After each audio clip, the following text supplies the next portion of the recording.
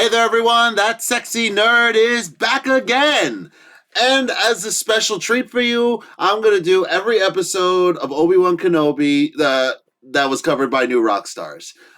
So I don't know if I fully conveyed my feelings on the series.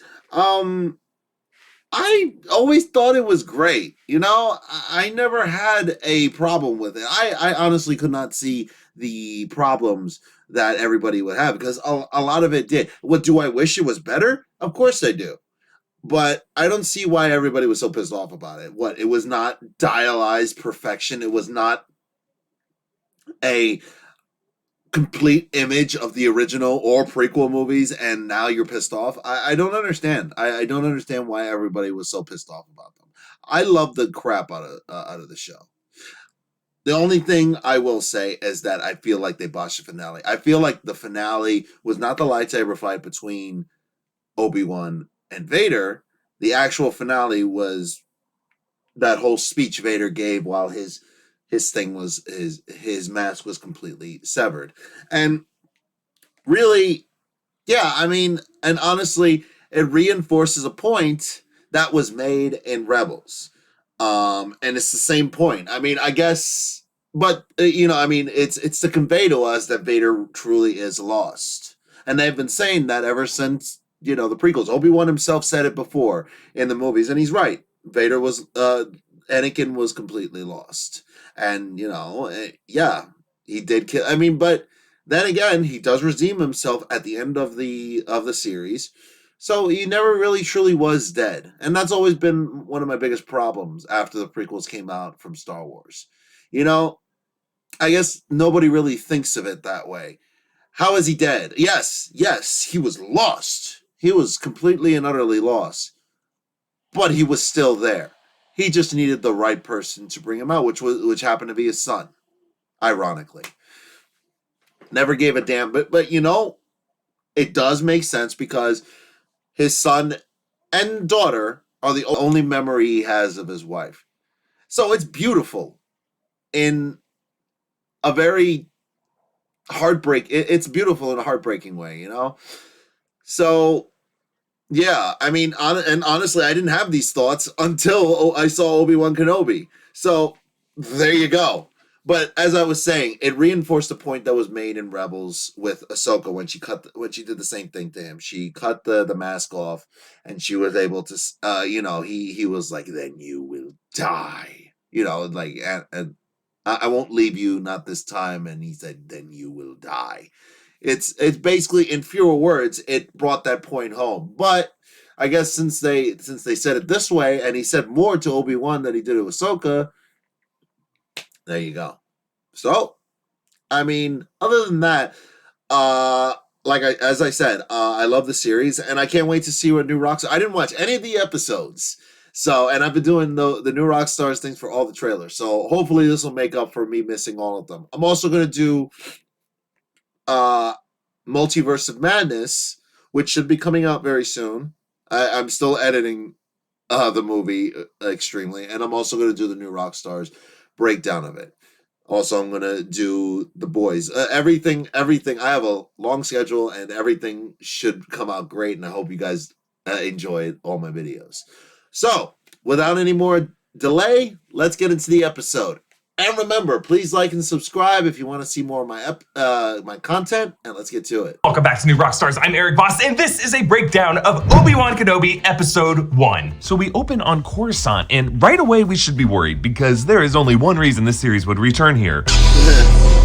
Yeah, very true. So we all know Order 66 happened. Why do we need to revisit it again? Well, look closely at the first youngling we see. I think that might be a young Reva, future third sister of the Inquisitorius. The Inquisitors were mostly former Jedi, either ones on the fence with the Jedi orthodoxy and easily flipped, or ones captured and tortured into servitude. And we don't see what happens to these younglings yet, but I am willing to bet one of these kids became Reva, because later in this episode she says, "Called it. Jedi are cowards. They failed. They called it. I think we all called it, though. You." Remember, Obi-Wan didn't get to the temple until it was too late. That could be Reva's grudge against him. What is it you think you will gain by capturing him? When I'm old, But in the opening shot, one of the high-rises we see is likely 500 Republica, the VIP residence where currently Padme Amidala is residing. Wondering where Anakin is, we glide from the urban sprawl past lush green hedges, a natural, seemingly protective barrier to the serene youngling training session, a session with no lightsabers, leaving these younglings particularly defenseless. Now, their Jedi Master is credited as Minas Velti, a Jedi Master we didn't know about until now. Either way, R.I.P. Dipper Chow switches to Steadicam when the 501st clone troopers burst in, showing the chaotic perspective of the huddling younglings. Chow makes it so harrowing. Very little cutting, the camera moving like a war photojournalist, constantly Velti checks back in with her students, and her swan song is just so beautiful to watch with the acrobatic twirls and fluid movements, just not enough to overcome the constant barrage of blasts. So the younglings are forced to flee.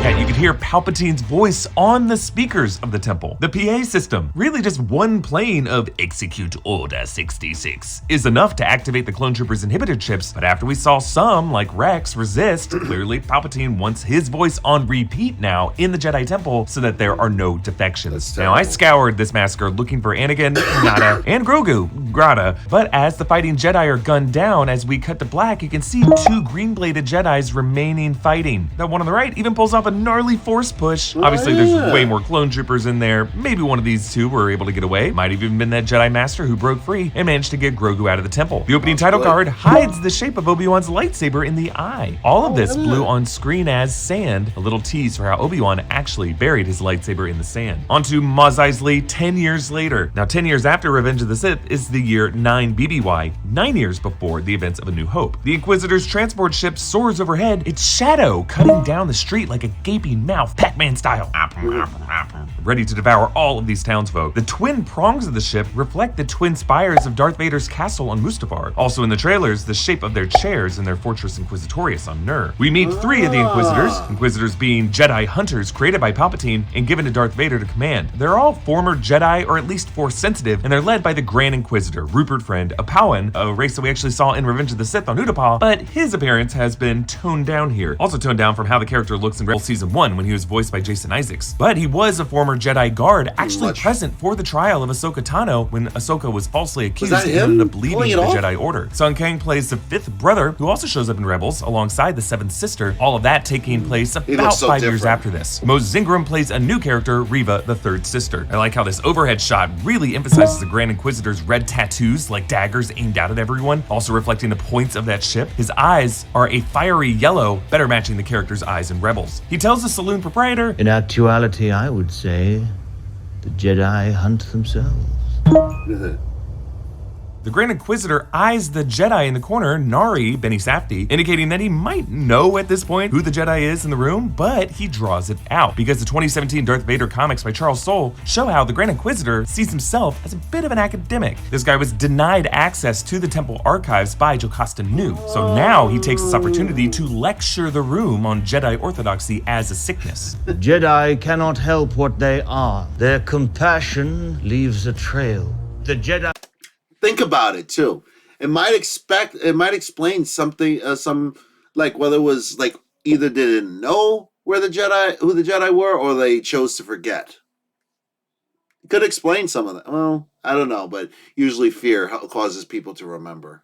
So, Jedi code is like an itch. He cannot help it. We see all the evidence of a Jedi scuffle in this place from the Grand Inquisitor's Sherlockian point of view. The lightsaber burns on the wall, the bandage on the proprietor's hand from when the bandits robbed him. Now, thank you to BetterHelp for sponsoring this video. Have you been struggling lately? Maybe you're having trouble sleeping or difficulty with a relationship or just off your first month. But Reva subverts a Grand Inquisitor's lecture and forces the Jedi's hand, showing she was totally willing to murder that proprietor. Watch he's after scraps. Scraps are all we have left. Then we should be hunting bigger prey. He is not yours to find. We are past this, 3rd sister. Interesting. So the Inquisitors now have to be more nuanced to find these better hidden Jedi, but Reva just wants Kenobi. And by telling her, not yours to find, indicates that the Inquisitors were actually told to leave Kenobi for Vader. On to Obi-Wan Kenobi, now going by Ben Kenobi, his alias from A New Hope. He works his gig harvesting meat from a 5-finned whale-like creature in the Dune Sea. teeth. I like how you can see workers like in the crate higher dragon. levels of the scaffolding spearing new slits into that carcass. Now, this is not a purgle. This is a new species on Tatooine, presumably burrowing through the loose sand like the crate dragon does. The Book of Boba Fett Maybe it is repeatedly a brought crate up dragon. Maybe Tatooine's it's a distant male. past Maybe the one covered she by was fighting was a oceans. This female. whale could have been an evolved descendant of that kind of sea life. We get a close-up of his butcher knife. This is the same guy who called blasters. That's probably what the crate dragons were too. They were probably just sea serpents, and they just learned to live in the sand. Ugh. It's a horrible transition. So uncivilized compared to lightsabers, and a bloody knife, if you think about it, is a step further. I think it's just a nice point of contrast to the major step back that he takes at the end of this episode. The power droid, aka the gonk droid, says gonk every time it pays them out. I just love that. And then Ben greets his Eopie. This is the camel-like riding animal that we last saw Obi-Wan on in Revenge of the Sith when he dropped off Luke with Owen and Beru. In his cave home, Ben stirs liquid into instant stew, evoking Rey's portion bread in The Force Awakens. The Jawa Atika says she could smell Obi-Wan from Anchorhead, Anchorhead being a Tatooine town mentioned in A New Hope. Tomorrow I want you to take that R2 unit to Anchorhead and have its memory erased. And she sells him a toy of a T-16 Skyhopper. This is the same toy that we see Luke playing with in A New Hope. Ben tries to give this one to Luke, but Owen throws it back, breaking it. Presumably by the end of the season, Luke will get this one, and we will all cry knowing that the toy Luke had with him at the start of A New Hope was a gift from Unky Ben. Tia says that she has a tribe to feed, echoing the meat worker earlier who said that he had a family to feed. Know who else has a family to feed? Not Ben. He grieves the Jedi family he lost when Tika offers him the scavenged Jedi utility belt, just like the one he used to wear as a Jedi Knight. Literally the same kind of costume piece Ewan McGregor would probably wear for years of his life. His nightmares form a prequel highlight reel. Begins with Padme's voice saying, "I know there's good in him." Those were her dying words in Revenge of the Sith. Then the lava of Mustafar, and Anakin lowering the lightsaber on him during their duel there. Obi-Wan screaming, "You were my brother, Anakin, I loved you." Qui-Gon dying in his arms from Phantom Menace when he made Obi-Wan promise to train Anakin. Anakin's red and blue lightsaber flashes while fighting Dooku in Attack of the Clones. Anakin laughing while diving the speeder on Coruscant. Then Anakin screaming as his face burned off. Padme's dying breaths again. Yoda saying, "Only pain you will find," which is right before he showed Obi-Wan the security tapes of Anakin killing even the younglings. More dueling on Mustafar, then Maul's killing blow to Qui-Gon, Obi-Wan having the high ground, "You are the chosen one," then infant Luke with sounds of a baby crying, then "I hate you," Padme giving birth, and then Jake Lloyd Anakin in the Naboo starfighter cockpit. And it's interesting to note, Obi-Wan was not present for young Anakin in that starfighter in all of those scenes. Obi-Wan was in the Naboo palace fighting Maul at the time. So that means Obi-Wan isn't just remembering, his mind is also linking with Anakin's personal memories in his present mind. The Force is bringing them together. When Obi-Wan wakes up, he calls out, Master Qui-Gon. Master. Remember, Revenge of the Sith ended with Yoda promising to teach Obi-Wan how to commune with Qui-Gon's Force ghost. One who has returned from the netherworld of the Force, your old master. Qui-Gon? How to communicate with him, I will teach you. So I am assuming we will see, or at least hear, Liam Neeson cameo at some point this season. Ben passes a scurrier, these are the little desert rats that showed up a lot in the Book of Boba Fett and The Mandalorian, and he looks over the Lars homestead, looking just as it did in A New Hope. 10-year-old Luke Skywalker sneaks away from Uncle Owen, Joel Edgerton returning from the prequels, and Aunt Beru, Bonnie Piesse, also back. Beru wears the same outfit as she does in A New Hope, and Luke wears pod racer goggles just like his daddy. Nari finds Ben, who at first adjusts his voice a little bit. You're making some kind of mistake. My name is Ben. And when Nari calls his bluff, Obi-Wan finally speaks in his normal voice. You must leave.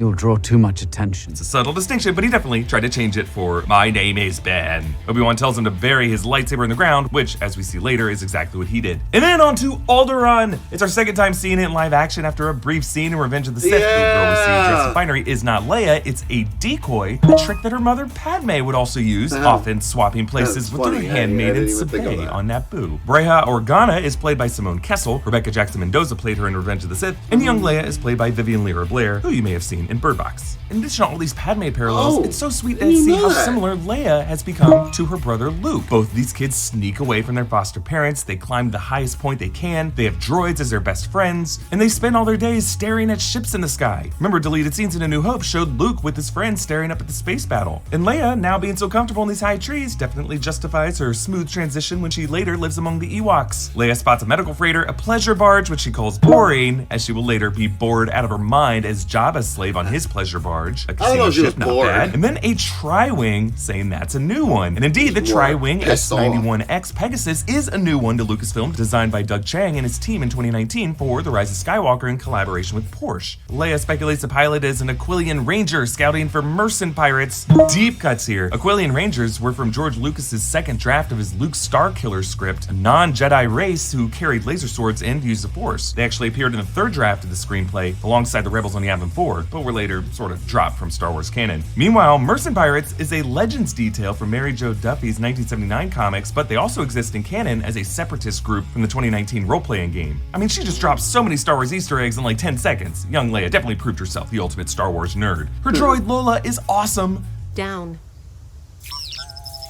I like how its rings lift up like mouse ears. Queen Breha says it's like raising a Glorag, which is a deep cut beast referenced in an article of the Star Wars Adventure Journal. I like how Ben's day repeats beat for beat, shot by shot. A cool way of showing the routine he has to go through. But this time it ends with him clashing with Owen. We talked about this. When the time comes, he must be trained. Like you trained his father? Ooh, burn. I mean, no, seriously, he burned him. I love how both Ewan McGregor and Joel Edgerton are vocally emulating the actors who originated these roles, Alec Guinness and Phil Brown. Reva and the fifth brother return, and one woman objects.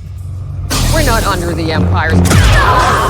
Yeah, fun fact, WikiLeaks co-host Tommy Bechtold actually auditioned for this part. Also, in the background of the scene is a cameo by Star Wars podcaster Steele Saunders, another guy we ran into here at Star Wars Celebration. The fifth brother leaves a bounty puck for Nari, the same kind of bounty puck that we saw on The Mandalorian. Owen ends up not giving up Obi-Wan, but he says, I didn't do it for you. that's because he did it for Luke, because if Obi-Wan was captured, they would figure out why Obi-Wan was on the planet and then come after Luke. The Organas greet their relatives, Duke Ko, Duchess Selly, and cousin Niano. All of them suck. After the disaster of the Republic, the Empire is finally lining some pockets, huh? There are still some issues that we need to address. Slave labor, taxation of the Outer Rim. I didn't come here to end slavery, Bale. I came to eat your food. Oh, so slavery was going around. Save the bleeding heart for the Senate. Poor Bail Organa trying to still make anything good out of his phony role in the Senate. But the reality is, the Empire bribing noble family members like this is exactly what kept leaders like KO in line. I mean, little good that did them. C-3PO cameos, Exactly. Anthony Daniels' voice translating one alien language into another. R2-D2 actually appears briefly a little bit later in this episode in the background. Both these droids were left with the Organas after Revenge of the Sith, but only 3PO's memory was wiped. What?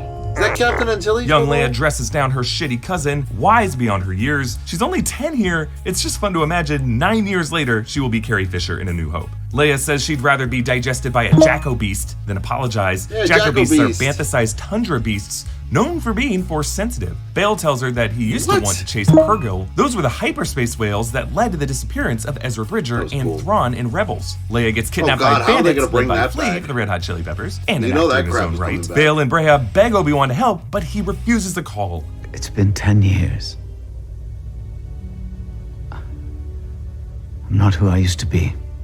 And so, in the third act of this episode, we see Obi-Wan completing a third day following the same exact routine until it is broken by seeing Nari's corpse strung up on display. He comes home and finds his sensor light, but now blinking red, meaning an intruder, that intruder being Bale, who traveled all the way here for a personal appeal. There is no one I trust more with my child than you. Setting up Bale later trusting Obi-Wan again with Leia in A New Hope. Years ago, you served my father in the Clone Wars. Now he begs you to help him in his struggle against the Empire. So Ben digs up his lightsabers, both his and Anakin's, metaphorically digging up both of these Jedi identities that he had buried. The identities of Anakin Skywalker and Obi-Wan Kenobi. Now, amazing how there was nothing there marking the spot. He either recognized the shape of the dunes or the shadows at that time of day, maybe used the Force to sense them. Either way, pretty impressive. Reva tells the kidnappers, he won't be able to help it. The Jedi will hunt himself. Echoing the Grand Inquisitor's wisdom from before. You can always count on a Jedi by forcing their hand to save a life. And the final shot shows Obi-Wan's lightsaber back on his hip, but my favorite detail about this, remember, when he dug it up from the box, it was caked in dust. Now it is shiny and polished, just like we saw him do every day cleaning his butcher knife. This man respects his tools, especially when he knows he's gonna have to use it again soon. And like this tool, he too has dusted himself off to get out of the dirt and onto a new world. It's such an amazing start to the 6-episode series. I'm gonna be breaking down episode 2 in a separate video. Rockstars, I'm Eric Voss, and this is a breakdown of Obi-Wan Kenobi episode 2. Let's break down all the details you missed, from how how Reva knew Vader was Anakin, why the Grand Inquisitor isn't dead, and did Mark Hamill show up in this episode? We open on Daiyu as Obi-Wan's Starliner arrives through the thick green murk of the planet. Daiyu is a new planet to Star Wars, and the arrivals and departure board, as all the signs are in this episode, are in the language of Aurebesh. In this case, most of the words reading Starliner with various and destinations. Further back behind Obi-Wan, as he walks off the liner, written in blue, is a sign that reads machinery and radar maintenance, I think. I'm gonna try my best to translate all these. The deck officer tells Obi-Wan, "You're in Daiyu now. All signals in or out are blocked. People like their secrets out here." Now, the show's designers say they based Daiyu on the city of Hong Kong. Maybe a little commentary here about how these days connectivity is a bit jammed in that part of the world. The wide street shot shows more Aurebesh, market, Gungan snacks, bank, and milk. We know from Phantom Menace that Gungans like Jar Jar love to snack. Then he comes across this familiar face. Help a veteran get a warm meal. Yes, this is Tamora Morrison as a clone trooper, but this is not Rex. This guy's blue armor makes him a member of the 501st, and Rex broke off with Ahsoka to form the 332nd, who painted their helmets orange to honor her. Now, there are not many clone troopers left ever since Tarkin decommissioned them, as we saw during Bad Batch. This clone trooper may have been part of that massacre of the Jedi Temple, and now just feels broken and depressed, racked with guilt. Or maybe he's a clone trooper who defected from that mission and was ostracized. Either way, give this guy a miniseries. I want to know his story. Obi-Wan eyes him apprehensively, seeing both part of the group who slaughtered his fellow Jedi and the face of Commander Cody, his clone trooper companion, who shot at him. He meets this young female spice dealer. I was someone's daughter once too. Yeah, this is a fun little wink because she is played by Esther Rose McGregor, Ewan McGregor's real-life daughter. Her character's name is Tetha Grigg, a derivative of her name, and she offers him some spice. That's his daughter? I got Kessel Pure, Glitter Stem, and Pollution. Kessel Pure means it comes directly from the spice mines of Kessel, a location we visited in Solo, and the endpoint of the Kessel Run. Glitter Stem is a form of spice often mentioned in Star Wars lore, produced from the webs of spice spiders, and Felucian means it comes from Felucia, the planet within Star Wars lore visited in Solo, and the endpoint of the Kessel Run. Glitter Stem is a form of spice often mentioned in Star Wars lore, produced from the webs of spice spiders, and Felucian means it comes from Felucia. I guess people would be that scared of the spiders. The planet with interesting plant life where Ayla Secure was gunned down in Order 66. Kumail Nanjiani plays Haja Estri, a con artist who pretends to be a Jedi. Notice how he wears a huge fake lightsaber out in front of his robes. Yes, it's super obvious, and that's the point, because Jedi are always supposed to hide their lightsabers beneath their robes. If he was a real Jedi, it wouldn't be out in the open like that. He gets them safe passage to the planet Corellia, which is the home planet of Han Solo that we saw at the beginning of Solo. After the woman thanks him, Kumail does his hilarious, impatient, cough it up gestures with his hand. It's all there. Oh, you didn't have to. Every credit. And then notice how he counts it coin for coin, despite pretending not to care. Obi-Wan exposes him. But in my experience, rats know more about the sewers than anyone else. Yeah, I like how in this episode we're back to seeing Blade Runner Obi-Wan from Attack of the Clones, a guy who was not afraid to explore the underworld to locate his target. They pass some more signs. Some translate to SW Milk, made for Star Wars Milk, and then a red sign for Sabacc. That, of course, is a Star Wars card game. Actually, later in this episode, you see the same sign at the bottom having a whole hand of Sabacc cards, and then even later in the episode, we see Haja playing a solitaire variant of the game. And then in this alley in purple, there's a sign for a club called The Den, and another sign in green, Wine. Ben twists his beard hair as he scopes out this alley. It's actually the same gesture Alec Guinness did in A New Hope, and Ewan McGregor mirrored this in the final scene of Revenge of the Sith, his way of showing that he's starting to age up and transform into that era of the character. Now, this hooded man walks past Obi-Wan on the left side of the screen, and yeah, he looks a lot like Mark Hamill. Hamill has cameoed in these live-action Disney Plus Star Wars shows before. He did voice the bartender droid in The Mandalorian. Now, if this is him, we shouldn't overthink it. Luke is not time traveling here. Star Wars has looser logic rules for cameos. Like, remember, E.T. showed up in Revenge of the Sith. Ben enters this spice processing lab looking like a meth lab. I like how smoothly he pickpockets the spice from the guard as he brushes past him. Ben then tussles with more guards in the corridor, including a Zabrak, and if you watch this very closely, even though Ben is super out of shape, and that's really fun to watch as he takes all these hits, it's not that his hand is just weak when he punches them. If you look closely, he cuts his hand on one of the Zabrak's horns, something I always wish we would have seen with Maul's horns. Now, last episode showed a hooded Leia revealed to actually be a decoy, and this episode keeps up that game, but in this case, it's a trap for Ben. But Ben is prepared for this. You're bleeding all over my floor. Well, everybody bleeds. Yeah, I love this line because Obi-Wan has always been around for the most visceral violence in Star Wars. His scuffle with Ponda Baba, slicing Maul in half, shooting Grievous's heart out, and of course, high grounding Anakin. And then later, Reva finds her kidnappers as high as Obi-Wan's ground is. And I think this is the first time in Star Wars. You still want to watch these videos? As much as I know about these things, it's always great to see someone else's perspective. Who Yeah, he really sees a lot of things that I miss. Wow. Yeah, see, that's the point of these videos, and I love them. We've seen characters truly high on spice. And I love this. When Obi-Wan finds Leia, he leans forward toward her in the same exact pose that matches Leia's pose when asking Obi-Wan to help via R2's holo recorder. Even the same kind of blue lighting covering them both. I just love that we finally get to see these two characters together. A major character pairing that we've never gotten before, as the two of them never really shared a moment together in A New Hope. He says, "Your father sent me. I'm here to help you." Where's the army? Yeah, the moment Kaida mirrors Luke rescuing her in A New Hope. A little short for a stormtrooper. Rescue you. Riva meets up with the other Inquisitors, now joined by the fourth sister, a character whose armor actually shows up in the Return to the Vader's Castle comics. Worn as a disguise by Rebel Commander Lena Graff, Riva says, I found a link between him and Organa in the archives. I used the girl as bait. That link in the Jedi archives that the Inquisitors now have access to might have been Bail Organa visiting the Jedi Temple on the night of Order 66 before poor young Zet Jukasa died protecting him, or it might have also been Obi-Wan's and Bail's Christophsis venture in Clone Wars. The Grand Inquisitor says, whatever power you are craving, it will not change what you are. And what is that? The least of us. You came to us from the gutter. Yes, some context of why Riva has such a chip on her shoulder and why they call her Riva more often than third sister. If I'm right that youngling we saw in the prologue was Riva, maybe after escaping the temple she spent some time on the run, that fear leading to anger, leading to hate, leading to suffering, and then out of that bitterness toward Obi-Wan, and out of desperation, she volunteered to hunt him down as an Inquisitor. Riva defies the Grand Inquisitor though by transmitting Obi-Wan's bounty to every bounty hunter. His mugshot reads, "Wanted, Obi-Wan Kenobi, offenses high treason, reward upon capture." And I like how they used a Revenge of the Sith publicity photo of Ewan McGregor. One bounty hunter eats a giant rib with all the signs for Gungan snacks around. This actually might be a Kadu rib, Kadu being the riding mounts of the Gungans of Naboo. Remember, Kadu rib was listed on the menu at the diner in the Mandalorian Season 2 finale, and you can actually get a Kadu pork rib at Disney's Galaxy's Edge. The red neon sign behind him reads Swartz, maybe a reference to Lucasfilm producer John Swartz. Now, I'm not a skincare aficionado, but I prefer my face to not look like I've been lost in the dunes of Tatooine. I want to take care of the moneymaker. Well, the fine a trial. As Ben looks around a corner, another sign reads Chiumo Threads. There was a Xiumu Wang, a Chinese film actor in the 40s and 50s, but I'm not sure if there's a connection there. Leia throws some shade at old man Ben. If anyone asks, we're farmers from Tall, and you're my daughter. Granddaughter, maybe. What? Nothing. I mean, really, in the next 9 years, both of them are about to hit some massive age changes. Now, one of the bounty hunters is an LOM series droid, like 4LOM, who joined Bossk and Boba Fett in The Empire Strikes Back, but according to Deborah Chow, this guy is actually named One Jack. Leia asks, I read that Jedi can make things float. Make me float. What? I want to float.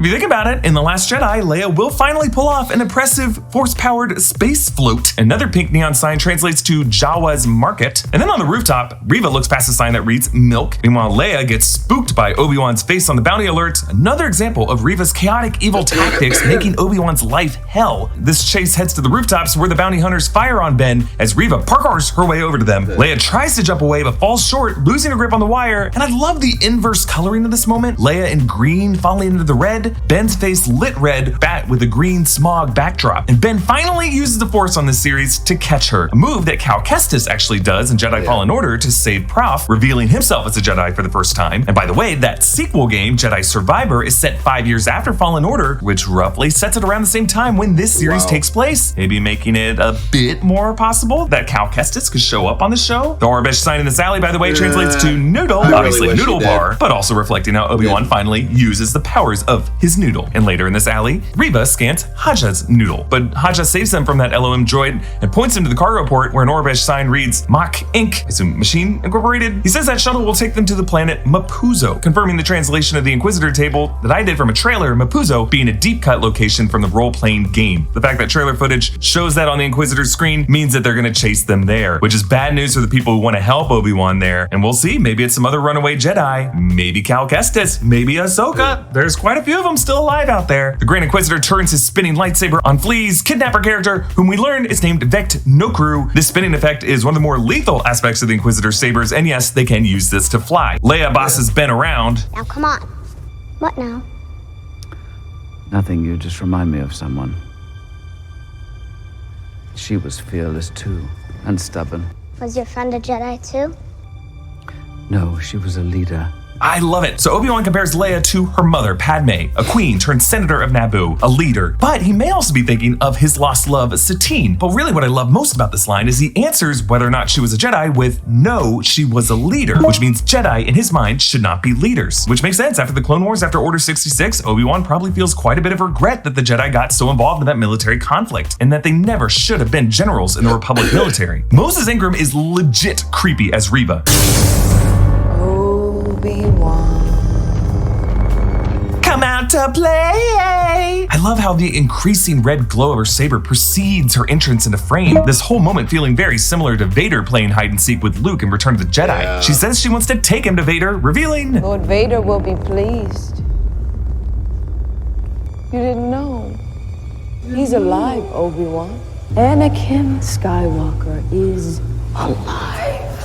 So things here. First, I just love how Reva can sense Obi-Wan's sudden confusion upon hearing that Anakin survived. But second, how does Reva know that Vader and Anakin are the same person? This is supposed to be a secret known only to a few people, like Palpatine, Vader, Obi-Wan, Yoda. For Reva to know means she must have some deeper insight into Anakin than most others do. Perhaps as a youngling, she could have idolized Anakin Skywalker, and she was able to put it together that this new Sith on the scene was giving her the same kind of feels that Anakin did. I think ultimately this just gives us an insight to how smart Reva is, because after all, Thrawn was able to deduce that Anakin and Vader were the same person based off of a specific flight maneuver that Vader did that Thrawn knew that only Anakin Skywalker could do. Reva uses her lightsaber to stab the Grand Inquisitor in the gut, but again, the Grand Inquisitor is guaranteed to survive. Considering he shows up years after this in Rebels, he might get that same kind of mod shop treatment that Thundercat gave Fennec Shand. Maybe they'll rush him to a bacta-tank. Either way, if Vader can survive immolation, Grandy can survive this. So, Obi-Wan, stunned to know Anakin is still alive, spirals. Are you okay?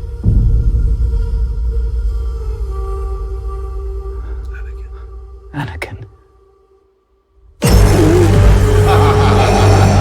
was great. What So a good. smash cut. We see the face of Hayden Christensen, his eyes now Sith red. In the Bacta-tank, his breathing, the same sound effect of Vader's iconic breathing through his mask. So right off the bat, the first shot we see of Darth Vader on the show is not the iconic mask, it is the face of Hayden Christensen, making a promise to the viewers that Darth Vader on the show isn't just gonna be James Earl Jones' voice coming through the mask, we're gonna be spending a lot of time with this guy underneath the mask. Now, while the Bacta-tank is supposed to be a regenerative healing tank that he must reside in while not in his suit, this water doesn't look restorative in this moment. Visually, it looks like he is in boiling water, steaming with rage. And as we saw in the Book of Boba Fett, laying in these Bacta-tanks has a sensory deprivation meditative quality. It causes you to reflect on your unresolved issues. And that is what Vader is going through right now. And a cool little visual detail here, though it is hard to see, the gnarly scar is on his bald head, the same one on his head when Luke unmasks him at the end of Return of the Jedi. So in this moment, we do not yet know if Vader was just waking from a nightmare. Charles Soule's amazing 2017 comics show how he experiences them a lot. They are terrifying, and Obi-Wan factors heavily in them. But the editing at least implies that it was Obi-Wan speaking his name for the first time in 10 years that could have awakened this monster. Because this is, after all, the first time Ben has spoken the name Anakin on this series. Other characters have said it, like Owen and Bale, but not Ben. For these first two episodes, Ben has successfully resisted using the Force and letting his conscious mind drift back into the Jedi thinking. But now, that Jedi itch that the Grand Inquisitor warned of, the itch they cannot help, has gotten the best of Obi-Wan, and he made the mistake of finally opening his mind to his former Padawan as a living threat. And even the simplest, most forgivable thought crime has put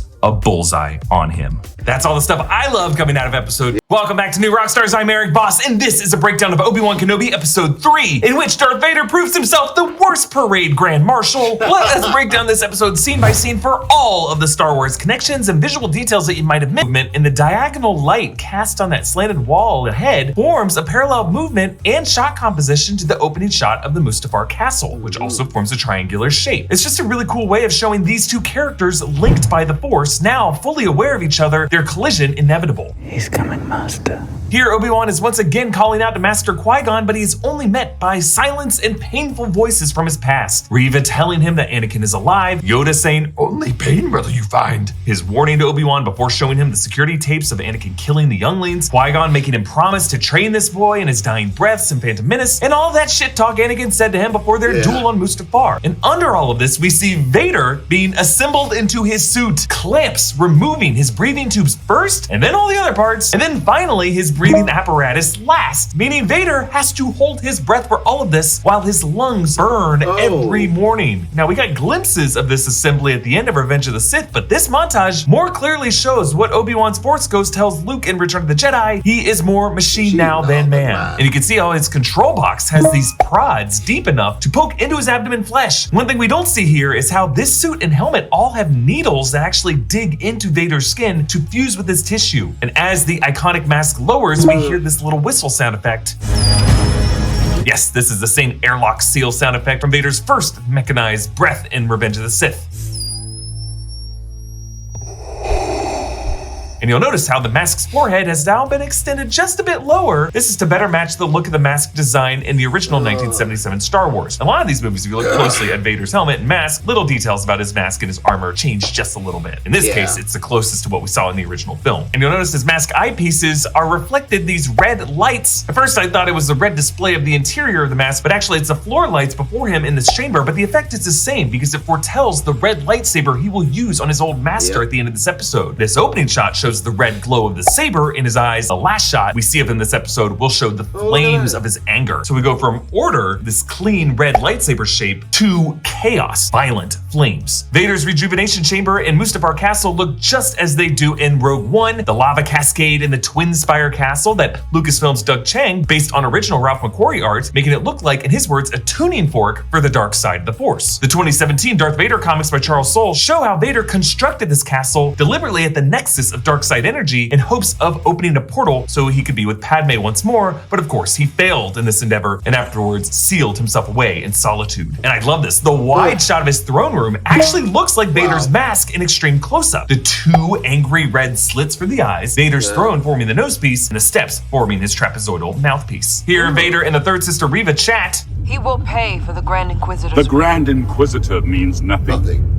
Kenobi is all that matters now. Yes, James Earl Jones is credited for Vader's voice here, but actually if you look closely later in the credits, is the voice AI company Respeecher. This is the company that recreated the voice of Mark Hamill for Luke in the Disney Plus shows, even though Mark Hamill was credited in those too, because they are using these actors' vocal likeness. But by using Respeecher here, that is why Vader's voice sounds as clean as it did in the original trilogy. And yeah, you may have noticed how before Vader cut her off, Reva was totally blaming Obi-Wan for stabbing the Grand Inquisitor on Daiyu. This shows that she doesn't want Vader and the other Inquisitors to know that she actively usurped authority, and in doing so, she makes out Kenobi to be a more lethal threat than he actually is right now. I think especially after Vader duels that lightweight old man Kenobi, he probably knows that Reva was the one who stabbed the Grand Inquisitor. By the way, no update on the status of the Grand Inquisitor. Presumably he will recover with some Fennec Shand style stomach gears to maintain continuity with Rebels. I just think it would be really weird for Star Wars to retcon him from Rebels. Either way, it's clear Darth Vader doesn't really care about the health and well-being of the Grand Inquisitor, as we saw these two had a very bitter rivalry in those 2017 comics. Leia asks Obi-Wan to use the Force to make the ship go faster, but he says, "That's not how it works." Echoing Han Solo's line to Finn in Force Awakens, "That's not how the Force works. That's not how the Force works."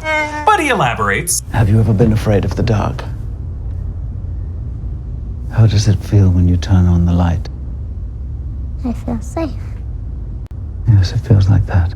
It's an interesting metaphor, the Force as literal illumination giving certainty to a world of doubt. But the way Ewan delivers this line, you can tell that he hasn't felt that safety in years. This is an interesting, deeper theme of this episode. What is the path? Is the path the illuminated one, or is the path in shadow? Illumination versus blindness. Actually, later this episode, notice how Obi-Wan will use his lightsaber as a literal light source, but doing so only blinds him from seeing the threat. Light may be his safety blanket, but ultimately it is his folly. They arrive at Mapuzo, which is an obscure mid-rim planet mentioned as the site of the Mapuzo break-in in the Alliance intelligence reports that are connected with the Star Wars role-playing game in the 90s. Here we learn this planet has been mined stripped of Ventrium by the Empire. Ventrium is a mineral that was mentioned in the Star Wars Clone Adventures game. As they deboard, you'll notice a red R5 astromech unit, maybe the same one who keeps reappearing in Mandalorian and Book of Boba Fett on Tatooine, the one with the busted motivator from A New Hope. If so, this astromech is racking up some serious mileage. Maybe it's just a different astromech. Obi-Wan spots an apparition of Anakin. Hayden Christensen is unburned, wearing brown Jedi robes. Deborah Chow distorts this close-up of Ewan, but only shoots Hayden at a distance. And it's just kind of creepy. Like, we're not meant to connect with or empathize with Vader or Anakin in this moment. He's not the human point of view here. He's really meant to be shown from afar as a devilish ghost, a mirage that's driving Obi-Wan insane. Meanwhile, the Inquisitor ship approaches the Fortress Inquisitorius on the ocean moon of Nur. We actually visit the same location in the Jedi Fallen Order game. It is the home base of the Inquisitors, where they relocated after they had a base on Coruscant called the Works. Nur is actually not that far away from Mustafar. You'll notice on the deck is an Imperial Lambda-class shuttle, and TIE fighters hang like bats from the ceiling, which definitely give this hangar a cave-like quality, making it especially sinister. As the third sister marches past, every stormtrooper and Imperial officer halts in attention to show her respect. Reva enters the Inquisitor chamber, framed directly between the points of the head chair, that chair shape meant to match their ship and Vader's castle. And this places Reva directly between the prongs of the dark side tuning fork. And then here is the creepiest detail of this episode. The room is lined with this red shelf that not only visually parallels Vader's thin red window, but if you look closely at that shelf, you can see lightsabers and domed youngling helmets on display as trophies. Sickening. Assuming Reva was one of those runaway younglings, these might belong to her friends or maybe to herself. The fifth brother uses the Force on Reva. We still don't really have a sense of the numerical designations of the Inquisitors, fifth brother versus third sister. The numbers clearly do not correspond to their rank. In the ocean depths behind them, the sea life includes the Blue Vev glider. That's the large shark-sized Nur aquatic species they swim past in Fallen Order. Obi-Wan and Leia get a ride from this transport driven by Freck, voiced by Zach Braff. His snout fans open like that of a star-nosed mole. Leia uses the alias of Luma, which in Disney's Galaxy's Edge is the name of a lost Tuca cat mentioned on the notice board in Oga's Cantina. She says, Father, aren't you going to say hello? Hello. Oh, you were one there away from the line. Say the line, Ben. Hello there. Yeah!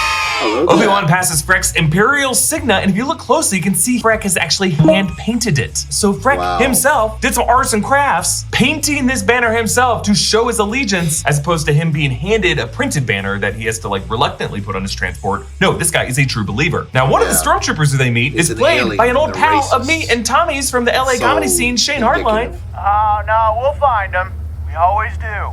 Congrats, Shane, for booking this. You did it, buddy. Obi-Wan accidentally uses Leia's real name, and these smarter than usual stormtroopers immediately pick up on it, but Obi-Wan covers by saying Leia was her mother's name. Sometimes when I look at Luma, I see her mother's face. Yes, again, Obi-Wan invokes Padme, this series giving us several reminders of the bond that he felt toward her. Losing Padme was as hard for him as losing Anakin in a lot of ways. Obi-Wan again does that beard stroke gesture, a move that Ewan mirrored from Alec Guinness from the 1977 film, and he first did in the Revenge of the Sith final scene in order to show his aging into that era of the character. As they leave the Stormtroopers chat. Yes, the T-16s are the Skyhopper ships that Luke will later pilot in the model version Obi-Wan tried to give Luke as a toy in Episode 1. The Stormtroopers casually chatting about it is kind of a recurring thing in Star Wars, like we hear the Death Star Stormtroopers chatting in A New Hope, talking about the VT-16 or BT-16. You seen that new BT-16? BT-16? Yeah, some other guy was telling me about it. And in The Mandalorian Season 1, Chapter 8, the Stormtroopers outside Navarro talked about it too. What was that? Obi-Wan explains to Leia, The Jedi were taken from our families when we were very young. I still have glimpses, flashes really. My mother's shawl, my father's hands. I remember a baby. Yes, I think I had a brother. I really don't remember him. I wished I did. Then I joined the Jedi and I got a new family, just like you. So the little we knew of Obi-Wan before this is that he was born on a planet called Stu-Jon, a planet actually named after Jon Stewart, and he was taken to Coruscant when he was less than 6 months old. He was a bebe. So the baby brother that Obi-Wan remembered would logically be older than he is. But who knows if we will meet Brother Kenobi or if he's Force sensitive. Personally, I'm okay never meeting the guy. Freck sells out Obi-Wan and Leia, and as that probe droid IDs him, Obi-Wan uses his so uncivilized blaster to destroy it and take out the stormtroopers. One stormtrooper falls on the laser fence and gets the maul treatment. Youch! And then the last one, Kenobi shoots from a low angle without sighting it. So smooth, but that blast does come in just inches above Leia's head. Now, Indira Varma plays Tala, Haja's contact, rescuing him disguised as an Imperial officer. Meanwhile, the Inquisitor's map table translates to Mapuzo, and you'll notice the third sister and the fifth brother stand just on either side of that empty Grand Inquisitor seat, both of them wanting it, but as Reva turns to leave, she is once again framed between the two prongs, the tuning fork seat back. Inside the Mapuzo Mapuzo droid maintenance shop, you can see legs of protocol droids hanging on the walls, legs for days. Now, actually, at some point during these years of Star Wars history, C-3PO will have his legs swapped out for a silver one, which is why he has a random silver leg at the beginning of A New Hope. Also, on one of the shelves, you can see the clampy hand of a B-2 battle droid from Attack of the Clones. And they meet the forever loyal mining droid Ned B. Hi, Ned B. This is L0LA59. He's just a loader. They don't allow them to communicate. But what if he has something to say? That's another example of Leia's trust in droids, something that she will rely on with R2 in A New Hope. Tala brings them back into this Jedi safe house. We have safe houses like this throughout the galaxy, trying to link the systems. Some call it the Path. The Path. So, in the High Republic novels, the Path was the name given by the Nihil for hyperspace lanes to travel the galaxy faster than the Republic and the Jedi could. Right. This path could refer to a similar navigation network. These safe houses mirror the American Underground Railroad, the network of safe houses for runaway slaves to make their way to the Free States and to Canada. Like the Jedi symbol marked on the wall here, slaves and abolitionists would mark trees and surfaces on buildings to signal to each other safe passage. And just a little detail here, I appreciate how they call it the Path, whereas the Inquisitors call it the Trail, something you embark upon versus something that you follow. Tala continues to explain, It all leads to Jabim. From there, we give them new identities and get them out. So Jabim is a planet originally from the non-canon Republic comics. Later in the Empire comics, it's just a muddy, rain-soaked mining planet that joined the Separatists during the Clone Wars and will later be the setting of a Rebels versus Empire conflict during the Galactic Civil War. Between Mapuzo and Jabim, this path seems to be linked with mining planets and the equipment and minerals that are shipped among them. Perhaps Crate from The Last Jedi could have been part of this path, which would explain why there was an old abandoned Rebel base there. Tala says, These days, the Empire hunts anyone who's force sensitive. Even children. What happens to them? We're not sure.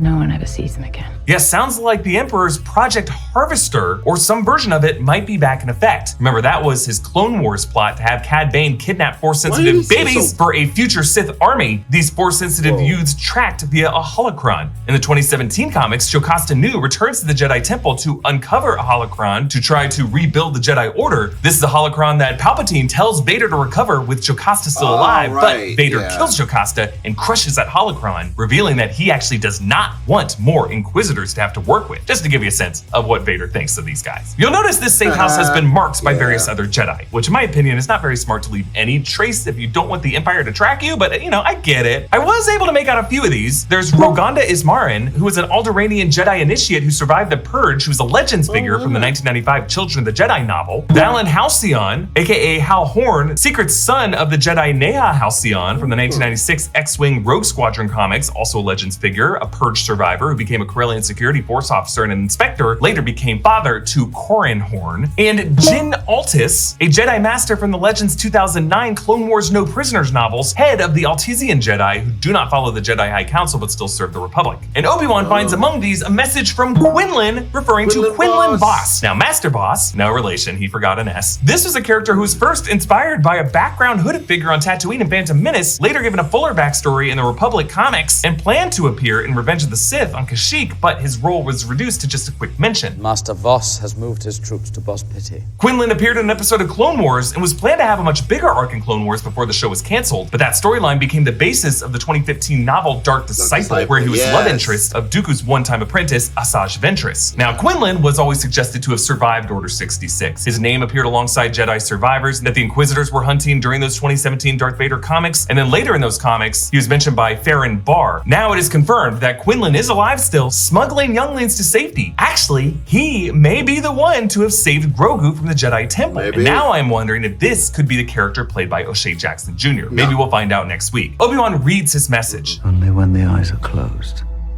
can you truly see. See what?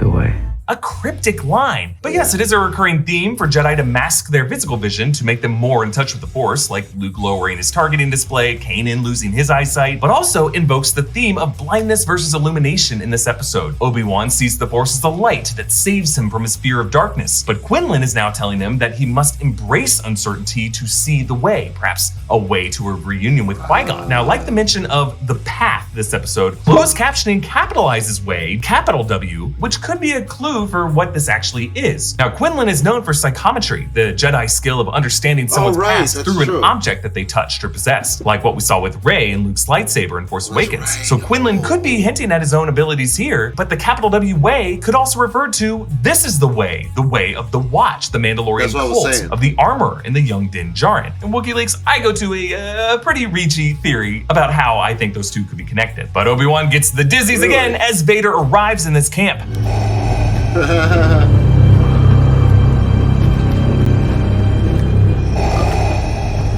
Just his breathing and his shadow are enough to scare the crap out of us. As Obi-Wan peers out at him, notice the moment Obi-Wan winces ever so slightly, and that is the moment Vader stops and senses him. And Vader, now knowing Obi-Wan is near, uses the same cruel tactic that Reva used, attacking innocent bystanders to draw out the Jedi's itchy savior instinct. He force chokes one man, and then when his son comes out to help him, he shoves that kid and snaps his neck. Then he drags a screaming woman behind him in the dirt. Remember, Vader will also use this tactic to torture Han in order to lure Luke to Cloud City and Empire. The tactic works here too. Vader is about to kill a hiding couple, a little hiding Anakin and Padme, until Obi-Wan appears in his periphery and flees to a nearby quarry. Vader follows, appearing before him, and notice how Obi-Wan's jog slows to a halt, reminding us of old man Obi-Wan's slow approach to Vader in the corridor of the Death Star in A New Hope. I love the shot composition of massive Vader in the foreground, the red lightsaber pinning him into the frame, whereas before Anakin was in the far distance, very small in frame. Now it is Vader who is looming large, and Obi-Wan itty bitty in frame. Obi-Wan ignites his blade finally, but not to engage Vader at first, instead to just use it as a torch in the darkness. But instead he is blinded by its light, and Vader reappears. What have you become? I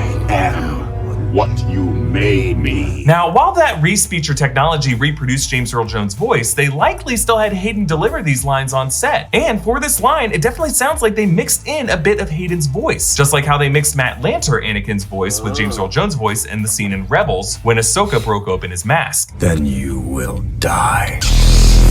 Here, it underscores the personal history between Ewan's character and Hayden's character from Revenge of the Sith. Obi-Wan then gets surprised from the side just as Vader jumped out at Luke in their Cloud City duel in Empire. And notice how while Obi-Wan clutches his saber hilt dispensably with two hands, Vader is able to confidently strike with just one hand, clearly showing how rusty Obi-Wan really is. The years have made you weak. Obi-Wan's able to briefly escape by swiping a conduit to release some smoke, similar to how Luke slips Vader by releasing steam in Empire. Meanwhile, Reva finds a safe house and rages when she sees the Jedi symbol. Another possible hint that she might have been that Jedi youngling in the temple, now particularly triggered by Jedi iconography. But notice how Reva does not follow the path to catch Leia. She just deduces where the path leads and skips right to the destination. Because as a former Jedi, she knows the path. She knows where the path leads. She's not going to follow the way anymore, or the Grand Inquisitor's trail. Instead, she blazes her own way, and as usual, by taking her own risks, she's able to stay one step ahead of her prey. Vader knocks over a vat of Ventrium, and he force chokes Obi-Wan until the old man drops his saber, and Vader ignites this mineral to literally rake Obi-Wan across the coals, scalding his flesh, just like how Obi-Wan left Anakin burning alive on Mustafar. Therefore, the light that Obi-Wan once viewed as the Force comforting him is now a source of pain. Your pain has just begun. Maybe it's just the way Ewan screams here, but his shrieks sounds a lot like Anakin's pained screams when he was burned. Now, these two brothers are reconnecting through that same pain. But he force pushes Obi-Wan out of these flames, signaling that he doesn't want him to die here. He just wants to torture him in future, scarier ways. But Tala manages to reignite those minerals to form a barrier where Ned B can carry Obi-Wan to safety. I just love the shots of Vader with the flames behind him, those flames reflected in his eyepieces, creating the illusion of a fire blazing from within his helmet, as if underneath all this armor, this is still a man on fire. The flames from the lava of Mustafar never able to be extinguished.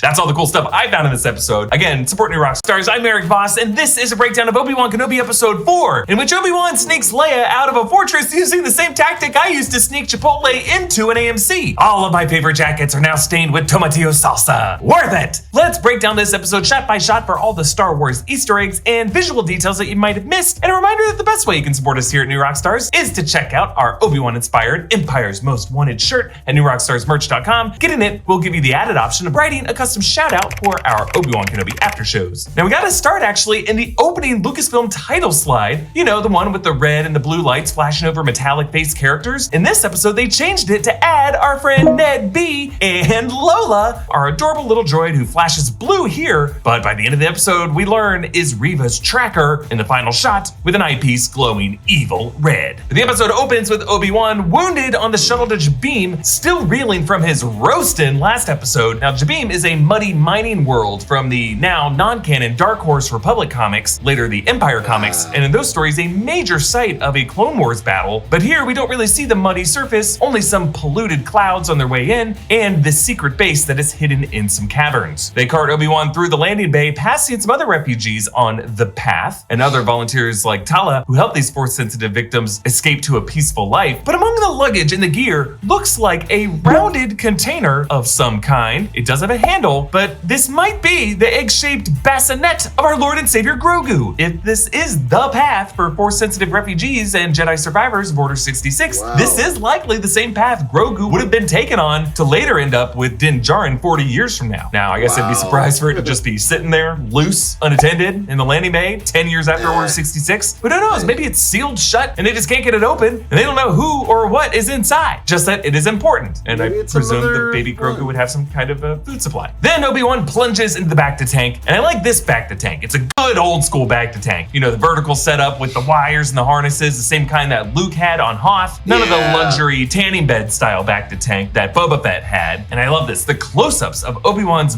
burns cross-cut with Vader's scarred skin in his simultaneous bacta bath. Two brothers in the same regenerative reflective state. Darth Vader burned Obi-Wan so bad that he would know his pain, and part of that pain is the emotional pain felt the next morning in a bacta healing session. Because we learned in the Book of Boba Fett that bacta baths have a sensory deprivation effect that causes one to dwell on inner unresolved issues. So now Obi-Wan is jerking around in this water, triggered by Vader's taunts and his attacks. And during this montage, Vader also suddenly stirs in his tank, seeming to react to Obi-Wan somewhere across the galaxy in another tank. The intercutting editing implies that the two might actually be sensing each other's active presences in their parallel baths. And Obi-Wan, unable to deal with this trauma, exits the bath early, which he might have also done to sever any link Vader might be forming to his present location. And the first thing Obi-Wan says after the bath?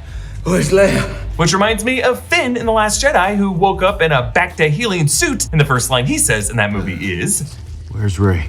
And we cut from the splashing bacta fluid to the crashing waves of Nur, looking upward at the Fortress Inquisitorius. Obi-Wan cuts his watery healing session short, but he cannot escape water this episode, taking the plunge to enter the fortress and fleeing the floodwater in the lower levels of it. Leia snaps at the stormtroopers. My father is Bail Organa. He's a senator. I am a princess of Alderaan. Echoing her future haughty tones when she gets captured by the Empire again in A New Hope. I'm a member of the Imperial Senate on a diplomatic mission to Alderaan. Tala introduces Obi-Wan to Roken. I need your help. So does every kid making a rock flow from here to Coruscant. Roken, of course, referencing the Jedi training step of making stones float, which Yoda made Luke do in Empire, and Ahsoka tries to make Grogu do in The Mandalorian. And Roken says, General, I'm sorry, but that's not my problem. Yeah, he calls him General, which is a reminder of the General Kenobi, the general rank he had in the Republic Army. And really that whole thing of Jedi commanding and fighting alongside clone troopers was really part of what got him into that mess. Roken agrees to help because he had a Force-sensitive wife who was taken by the Empire and boots up a scrappy holoprojector to show the ocean moon of Nur in its proximity to Mustafar. I love the contrasting elemental imagery, fire and water. And by the way, that ship that Vader is on would likely be the Devastator. That was the name of his Imperial Star Destroyer flagship that we saw in the Battle of Scarif in Rogue One. Now, the above water portion of the fortress forms a pyramid matching Vader's castle, even with two stubby prongs at the top. But the bulk of it is below water, as seen in the Jedi Fallen Order game. Overall, it makes for a pretty intimidating fortress, descending wider and wider into the ocean depths, a proverbial tip of the iceberg. Now, in the background of the scene is an astromech droid that looks like R2-D2, but it is not. It doesn't have the blue plating, but I just love when astromechs show up. I love these things. This guy, even that little evil one that they pass as they leave the fortress later on. Obi-Wan proposes, "We could take those speeders, go in at night. You have some T-47s in the hangar." It's suicide. Yes, T-47s are the same rebel snow speeders in the Battle of Hoth and Empire Strikes Back. We see these in action later. Obi-Wan struggles to force pull a small object, suggesting that using the Force at all opens his mind back up to Vader and to his pain, so it just really hurts him to use it at all. But I like how we see him struggling in the first act of this episode, setting up his badass mastery of it to control the water towards the end. It seems like two big things have changed in Obi-Wan's life between those points. One, having a purpose to rescue Leia, and two, getting a sense of the stakes by seeing all of his Jedi friends with their corpses on display. Reva tells Leia, "We intercepted a transmission on Balnab last year. Back up to Vader and to his pain, so it just really hurts him to use it at all. But I like how we see him struggling in the first act of this episode, setting up his badass mastery of it to control the water towards the end. It seems like two big things have changed in Obi-Wan's life between those points. One, having a purpose to rescue Leia, and two, getting a sense of the stakes by seeing all of his Jedi friends with their corpses on display. Reva tells Leia, "We intercepted a transmission on Balnab last year. Bunch of talk of a secret network. A path?" Yes, Balnob is a mid-rim planet that shows up in Clone Wars Season 4 episode where 3PO and R2 discover pit droids are ruling over the locals on this planet under a phony holographic identity. But this planet is known to be home to a group of alien castaways, and it does make sense for it to be used as part of the path. But Reva slams a chunk of the wall with the Jedi crest that we saw in the Mapuzo safe house, meaning she likely obliterated that safe house, destroying all the names and messages from the other Jedi survivors, and more concerningly, removing it as a safe house for future runaways that Kumail can send people to. When Tala arrives in her Imperial transport, I like this. The first thing she passes on that hangar bay is a cart filled with the fuel cells with the glowing red cores, the same ones that Reva will later use to blow up Wade's T-47. So in effect, these are Chekhov's fuel cells. While Tala gets screened, we get this real in-your-face shot of an officer in a billowy overcoat walking right in front of the camera. I clocked this as a pretty new piece of Imperial outerwear, but it was clearly put in here just to set up Obi-Wan later using one of these to hide Leia. And when the security officer scans her, the Orbesh on screen translates to Captain Tala Durith Unknown, which is why this officer was like, "You don't even go here." And Tala's able to talk him down. And I'm your commanding officer, and you will address me as Sir.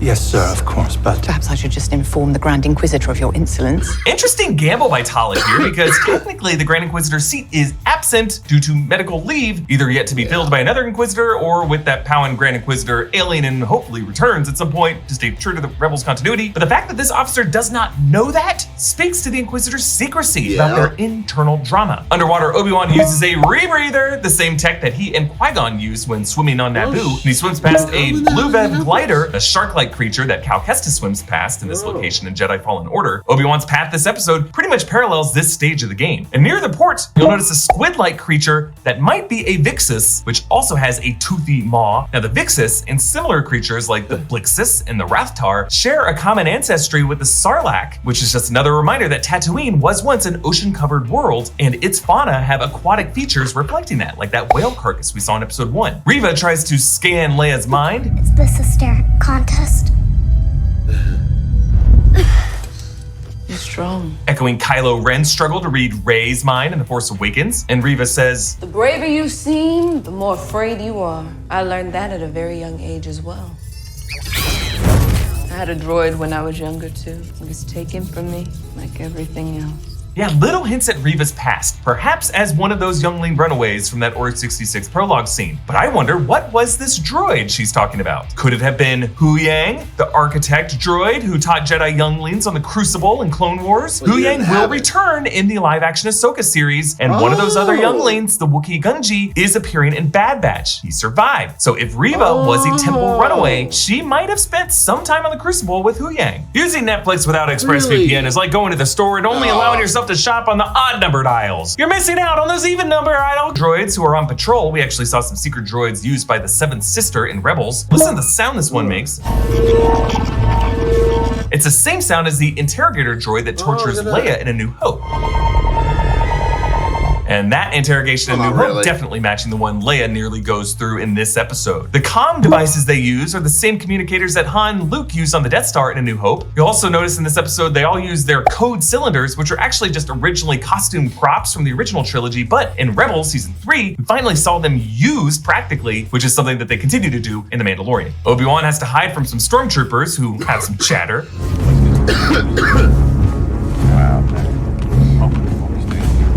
I love how even the stormtroopers are creeped out by the layout in the depths of this fortress. They also may be smelling some mummified bodies on the ground floor. But Obi-Wan starts to get a hang of his Force powers, using them to cast a noise that distracts the troopers, just as Obi-Wan does on the Death Star in A New Hope. But Obi-Wan finds the inner chamber and realizes the dark truth. This place isn't a fortress.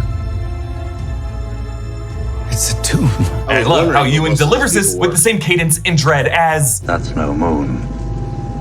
It's a space station. The Jedi corpses are suspended in an amber-like substance, which, unlike carbonite, might allow the Inquisitors to repurpose their corpses to trap Jedi the way the Grand Inquisitor does with Luminar Unduli's corpse in Rebels. This encasing could also be how they extract some M-count-rich blood from them for some cloning. And those lightsabers on display on the red shelf in the upper room are likely the lightsabers of these killed Jedi. Now, counting all the cells that I could see on the upper level and the lower level, I estimate about 48, 16 on the ground level, 32 on the upper level. We only see a handful of them in the actual cells. In the wide shot from the end of the corridor, on the right is an Ungry male who could be either Pablo Jill from Attack of the Clones or Coleman Kasaj from the Jedi Council in Revenge of the Sith, whose name also appeared on a list of names of Jedi fugitives in the 2017 Charles Soule Darth Vader comics alongside Quinlan Vos. And to the left of that wide shot is a male with long hair who does look a lot like Quinlan Vos, but I think Obi-Wan would have paused to look at him longer, and I just doubt they would bring up Quinlan Vos last episode as a living survivor just to reveal him dead like this, like in passing. But the real heartbreaker among these is a Cassian named Tara Sinube, an elder Jedi Master from Clone Wars who once helped Ahsoka Tano find her lightsaber, a mentor to various younglings over the years, including ones like Sifo Dyas and Dooku, who's known for carrying a white or silver lightsaber in a cane. It just sucks to see that this guy died. And I'm actually wondering if he might have helped some younglings escape Order 66, maybe even on the Crucible with Huyang, and Reva might have betrayed him and turned him in order to gain acceptance to the Inquisitors. That's just my theory. As Obi-Wan walks past these cells, there are a few new faces we're still trying to identify. Like there's one with an odd square-shaped headpiece that at first I thought was George Lucas's character from Revenge of the Sith, but no, a completely different headpiece, and I don't think that guy was a Jedi. There's another one with thick padded armor, and then a close-up of a woman's face in shock, and then another woman in a poncho with a necklace. I wouldn't be surprised if one of these two women might be Roken's Force-sensitive wife. Then this youngling boy, who is actually someone we've seen before. He's credited as actors, the twin brothers Jonathan Ho and Oliver Ho, who were also credited as playing one of the younglings in the Order 66 flashback in the episode 1 prologue. So if Reva was part of that group, this would mean this is one of her friends who is frozen in youth for 10 years. As Obi-Wan leaves his corridor, there is a bald, dark-skinned man on the upper right who might be Mace Windu, but this guy in the cell has a right hand that is clearly visible, and remember, Anakin sliced off Mace's right arm, and I just doubt that they would leave Mace's fate just in passing like this without a close-up of him. Now, there are plenty of other Jedi who have been hunted by Inquisitors or by Vader or clone troopers who might be here. I mentioned Luminar Unduli, but of course we saw Plo Koon, Ki-Adi-Mundi, Aayla Secura, Depa Billaba, Sindralig. All these characters are dead. There's also Jara Tapal from Fallen Order, who might be among these. Meanwhile, Reva straps Leia to this torture rack, which is very similar to the device and the chamber in Jedi Fallen Order that was used to torture Seer Junda. If this is something a lot of Inquisitors have had to go through, maybe this is something Reva has experienced herself, which is why she's so willing to put Leia through it. But Tala is able to distract Reva away, telling her, They're on Florum. The network runs out of the Sertar sector. Yes, Florum is an outer rim planet that also came up in Clone Wars. It's a barren planet serving as the residence of the pirate gang of Hondo Ohnaka. So Tala is not just saying any planet, she's trying to draw the Inquisitors to a remote planet out in the boonies where pirates might attack them. Obi-Wan's able to rescue Leia by shutting off the lights and going to work with his blue lightsaber. Imagery totally paralleling the Force Unleashed 2 E3 trailer footage of Starkiller, which Sam Witwer, whose likeness they used in addition to him being the voice of Maul, tweeting yesterday that Obi-Wan took his legs and his dance moves. This is also an example of Obi-Wan embracing Quinlan's words of wisdom from last episode, using the darkness to find the way. Leia tells him that she didn't snitch, and Obi-Wan says, I know. And as Han told us, I know is Star Wars for I love you. I love you. I love you. No. When Obi-Wan and Leia are finally spotted, a classic Star Wars Imperial alarm rings. It's really funny that Sam Witwer can claim that too, because that Obi-Wan took his dance moves and his legs, because I mean, even though Ray Park did play the physical version of him in Phantom Menace, it was voiced by another actor. I can't think of the guy's name right now. I think it was in this movie Shaun of the Dead. But yeah, he was portrayed by him. And the guy who voiced him, who gave him life, because like I've said, I've seen Clone Wars. I've seen the Clone Wars episodes with Darth Maul in it. I specifically only watched that, and they, like, he breathed new life into the character. Finally gave him a voice, an actual voice.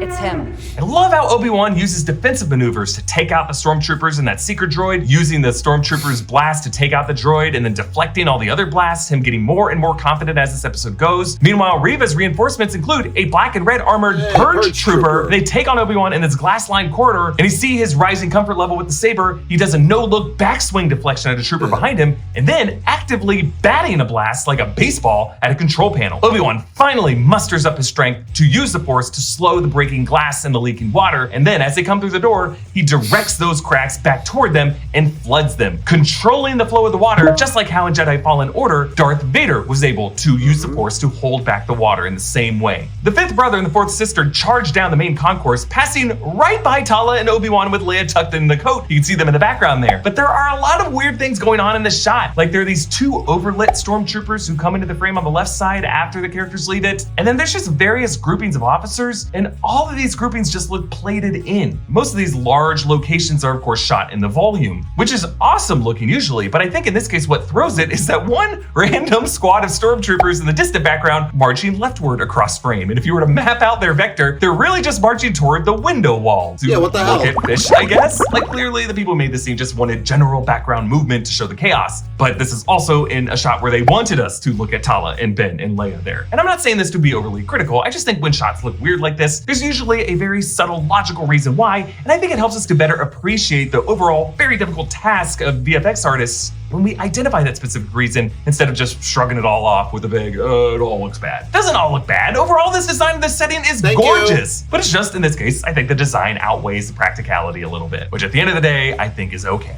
Reva catches up to them and screams.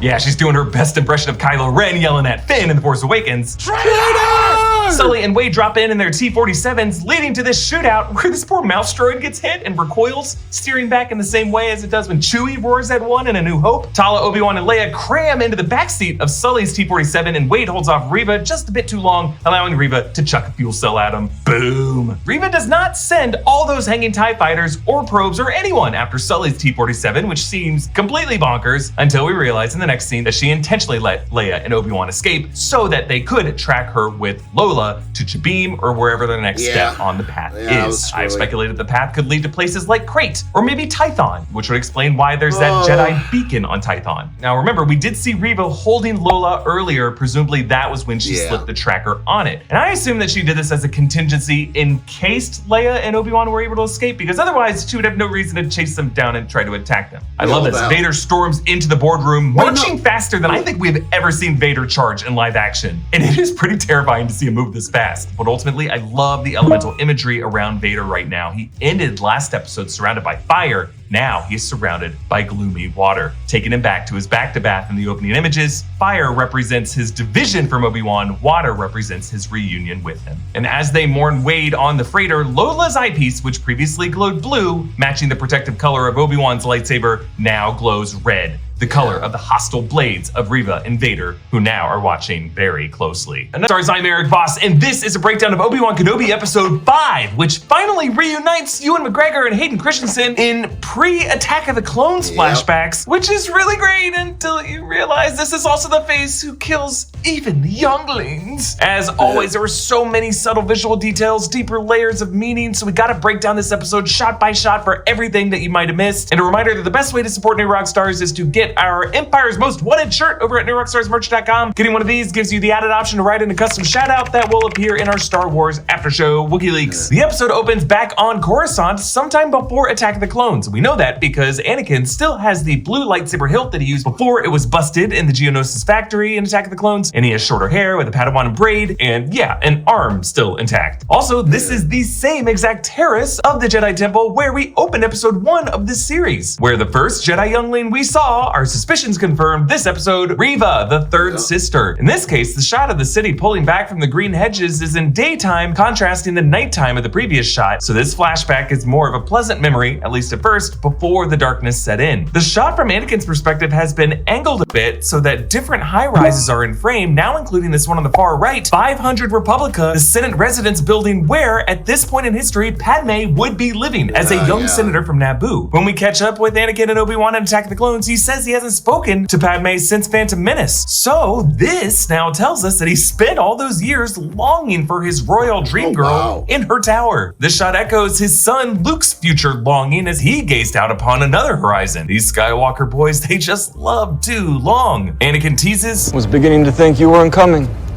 Master." Good.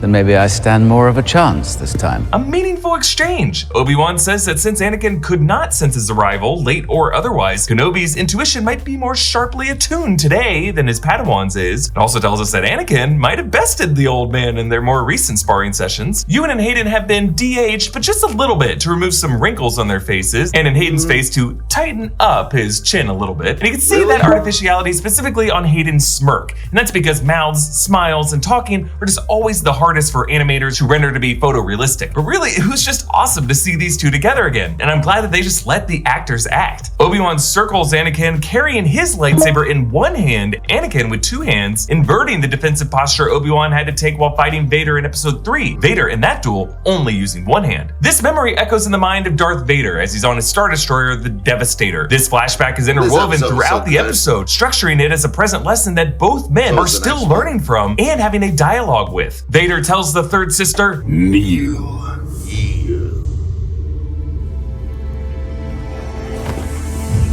Grand Inquisitor. Reva hesitates to kneel in front of Vader because this triggers her back to that moment Anakin towered over her when she was a youngling during Order 66. Rogan's freighter returns to Jabim, and now we see more of its muddy surface, trails of runoff trickling down into sediment pools. Later, the Grand Inquisitor tells Reva that they are leaving her where they found her, in the gutter, and this sinkhole base is literally a muddy runoff gutter. When they land, Leia rushes over to Tala, who's chatting with Corran and his mother. You remember them, they were the refugees Haja helped escape Dayu in Episode 2. Now, the character Corran is actually included among the credits of this episode, actor Indy DeRoche, implying that he might be a bit more significant. He could be, or at least be based on, Legends character Corran Horn, biological son of Jedi Valen Halcyon, whose name actually appears on the wall of this same base and back in the Mapuzo safe house of Episode 3. According to the Legends continuity, Corran Horn was born in 18 BBY, which would make this kid the right age. And in those stories, Corran would go on to be one of Luke Skywalker's first students after the Battle of Endor. Now, these expanded universe stories were classified as no longer canon when Disney took over the franchise in 2015, but many of these stories are still beloved by many folks at Lucasfilm, thus all these Legends details making their way into these Disney Plus shows. All these names from the comics, and in Boba Fett, The Witches of Dathomir. Eventually, all the best stuff from the EU, I think, is just going to be official Star Wars canon anyway. Obi-Wan learns Haja made it off at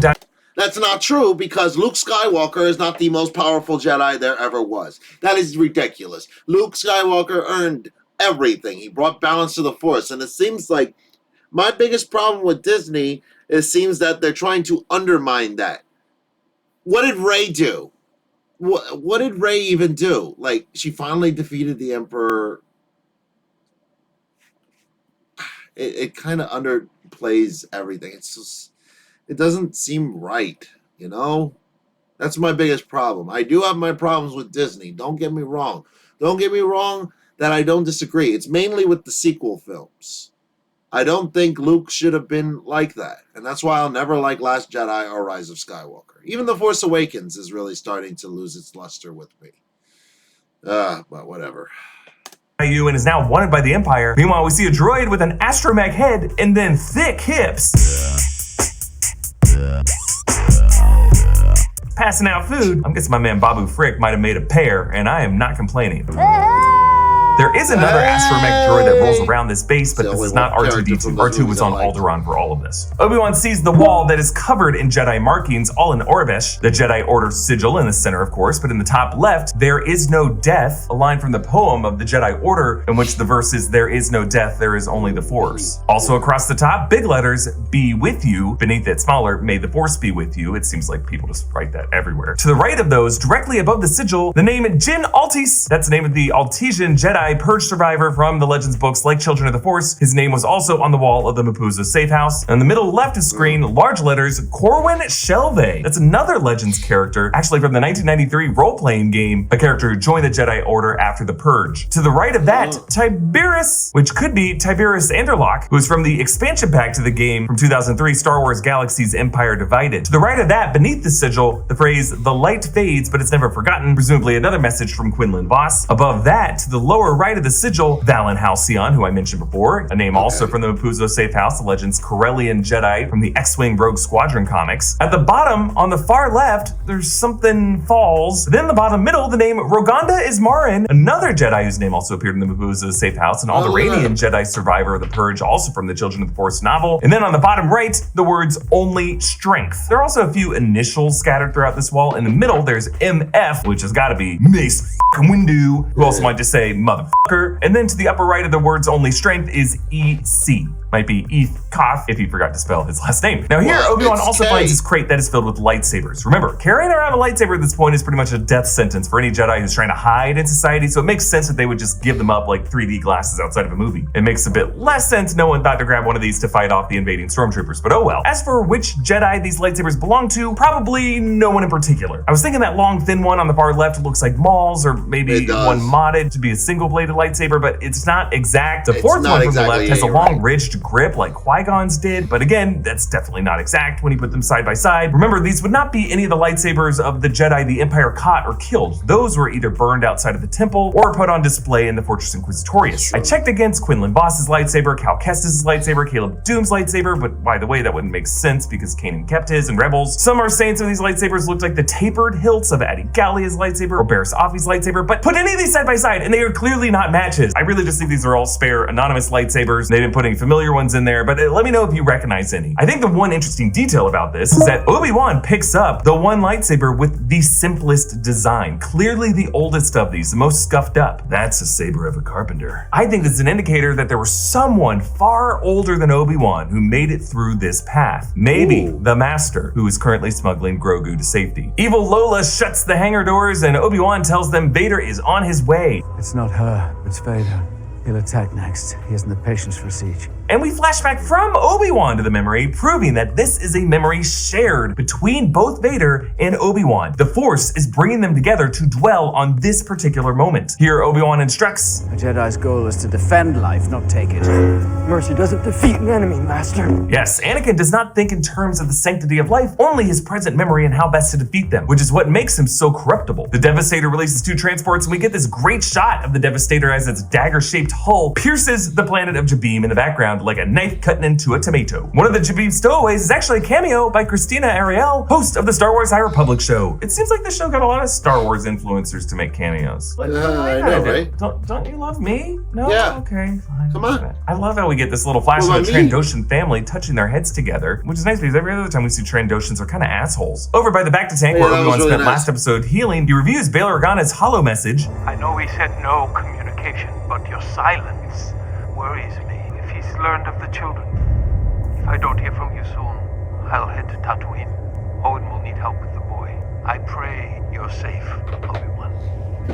Both of you. Jesus, come on, Bail. Speaking of bit of code, who knows who's gonna find this? The guy really needs to delegate this stuff to a Fulcrum agent. Get Ahsoka on the line, please. Tala tells him about her defection after following orders on Garel, slaughtering 4 families of 14 Force-sensitive people, 6 of them children. Garel is actually an Outer Rim planet in the Lothal sector that shows up a few times in Rebels. Tala reveals a series of notches inside her blaster holster, 1 for every Force-sensitive she gets through to safety. And if you count those notches, there are definitely more than 14. I counted like 16 or 17, showing that for Tala, no amount of saved Force sensitives will be enough for her. As they gear up for battle, Roken carries a bowcaster with a similar curved bow and knob ends as the bowcaster that Chewie carries. Obi-Wan decides to try to negotiate with Reva, and he calls out the fact that she knew that Vader was Anakin, something that should have been private information, and he realizes, The night of Order 66, you were a youngling. That's how you knew you saw him. And we flash back to that night. The background shows that young Reva and her friends are really at the far end of that raised walkway, the direction they were running in at the end of that scene in episode 1. Now we learn that in those doorways on the other end was Anakin cutting them off. One of those kids who gets struck down is actually the same actor who played the youngling in the Amber Stasis in the Fortress last episode, confirming that that was one of Reva's friends, and she has to see his young corpse every day. Reva says, I played dead, hid with the bodies, felt them go cold. A brief shot shows Reva lying on the ground, her training helmet still wobbling. It's just heartbreaking to see all of this, and we see far more of the slaughter here than the Master Anakin kid in Revenge of the Sith, who, by the way, I just learned from an interview with that actor now as a young man. He said that as a kid, he stepped back in fear because Hayden Christensen said boo when they shot that scene. Isn't that sweet? Now, on his help and gives the blast doors the Qui-Gon treatment, leading to a shootout where, when you notice, stormtroopers are taken down with a single blaster hit, but it takes Obi-Wan 3 whacks of his lightsaber to take down the more heavily armored purge trooper who worked on the show, played Jedi Fallen Order, and I appreciate that. Ned B uses the kind of blaster actually used by the battle droids during the Clone Wars. It's awesome to see this guy operate. He throws a stormtrooper up to the ceiling, throws another one 20 feet backward, but Tala and Ned B get hit, and Ned B spends his final moments shielding Tala. It is so sad, but it gives her just enough time to activate a thermal detonator and shoot the controls on the door so Obi-Wan's on the other side. May the Force be with you. Brave woman.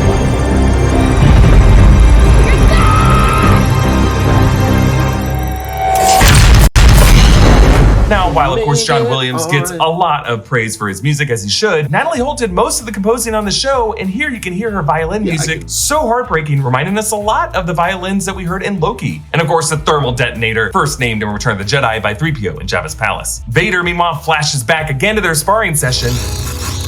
There's no way out, Master. Admit you are beaten. It's over. And because it's a shared memory, Obi-Wan answers to it by saying it's over, as if he is talking to the memory, responding in a kind of dialogue with the memory. And you probably got how back in that memory, Anakin was hacking repeatedly at Obi-Wan's lightsaber, wearing him down as the Master knelt, mirroring Luke hacking at Vader's lightsaber while Vader was kneeling in the same position in Return of the Jedi. Obi-Wan hands over his weapons to Haja. You want to tell me how you're going to fight without a weapon? There are other ways to fight. Yes, this echoes what he later tells Han Solo in A New Hope as the Death Star beams in the Falcon. You can't win, but there are alternatives to fighting. So Obi-Wan surrenders to Reva, and the shot framed the heavy gun is pointed directly from Reva to Obi-Wan's head. He says, You're not bringing him to me. I'm bringing him to you. He offers for them to end it together, and Reva says, What makes you think you won't see it coming?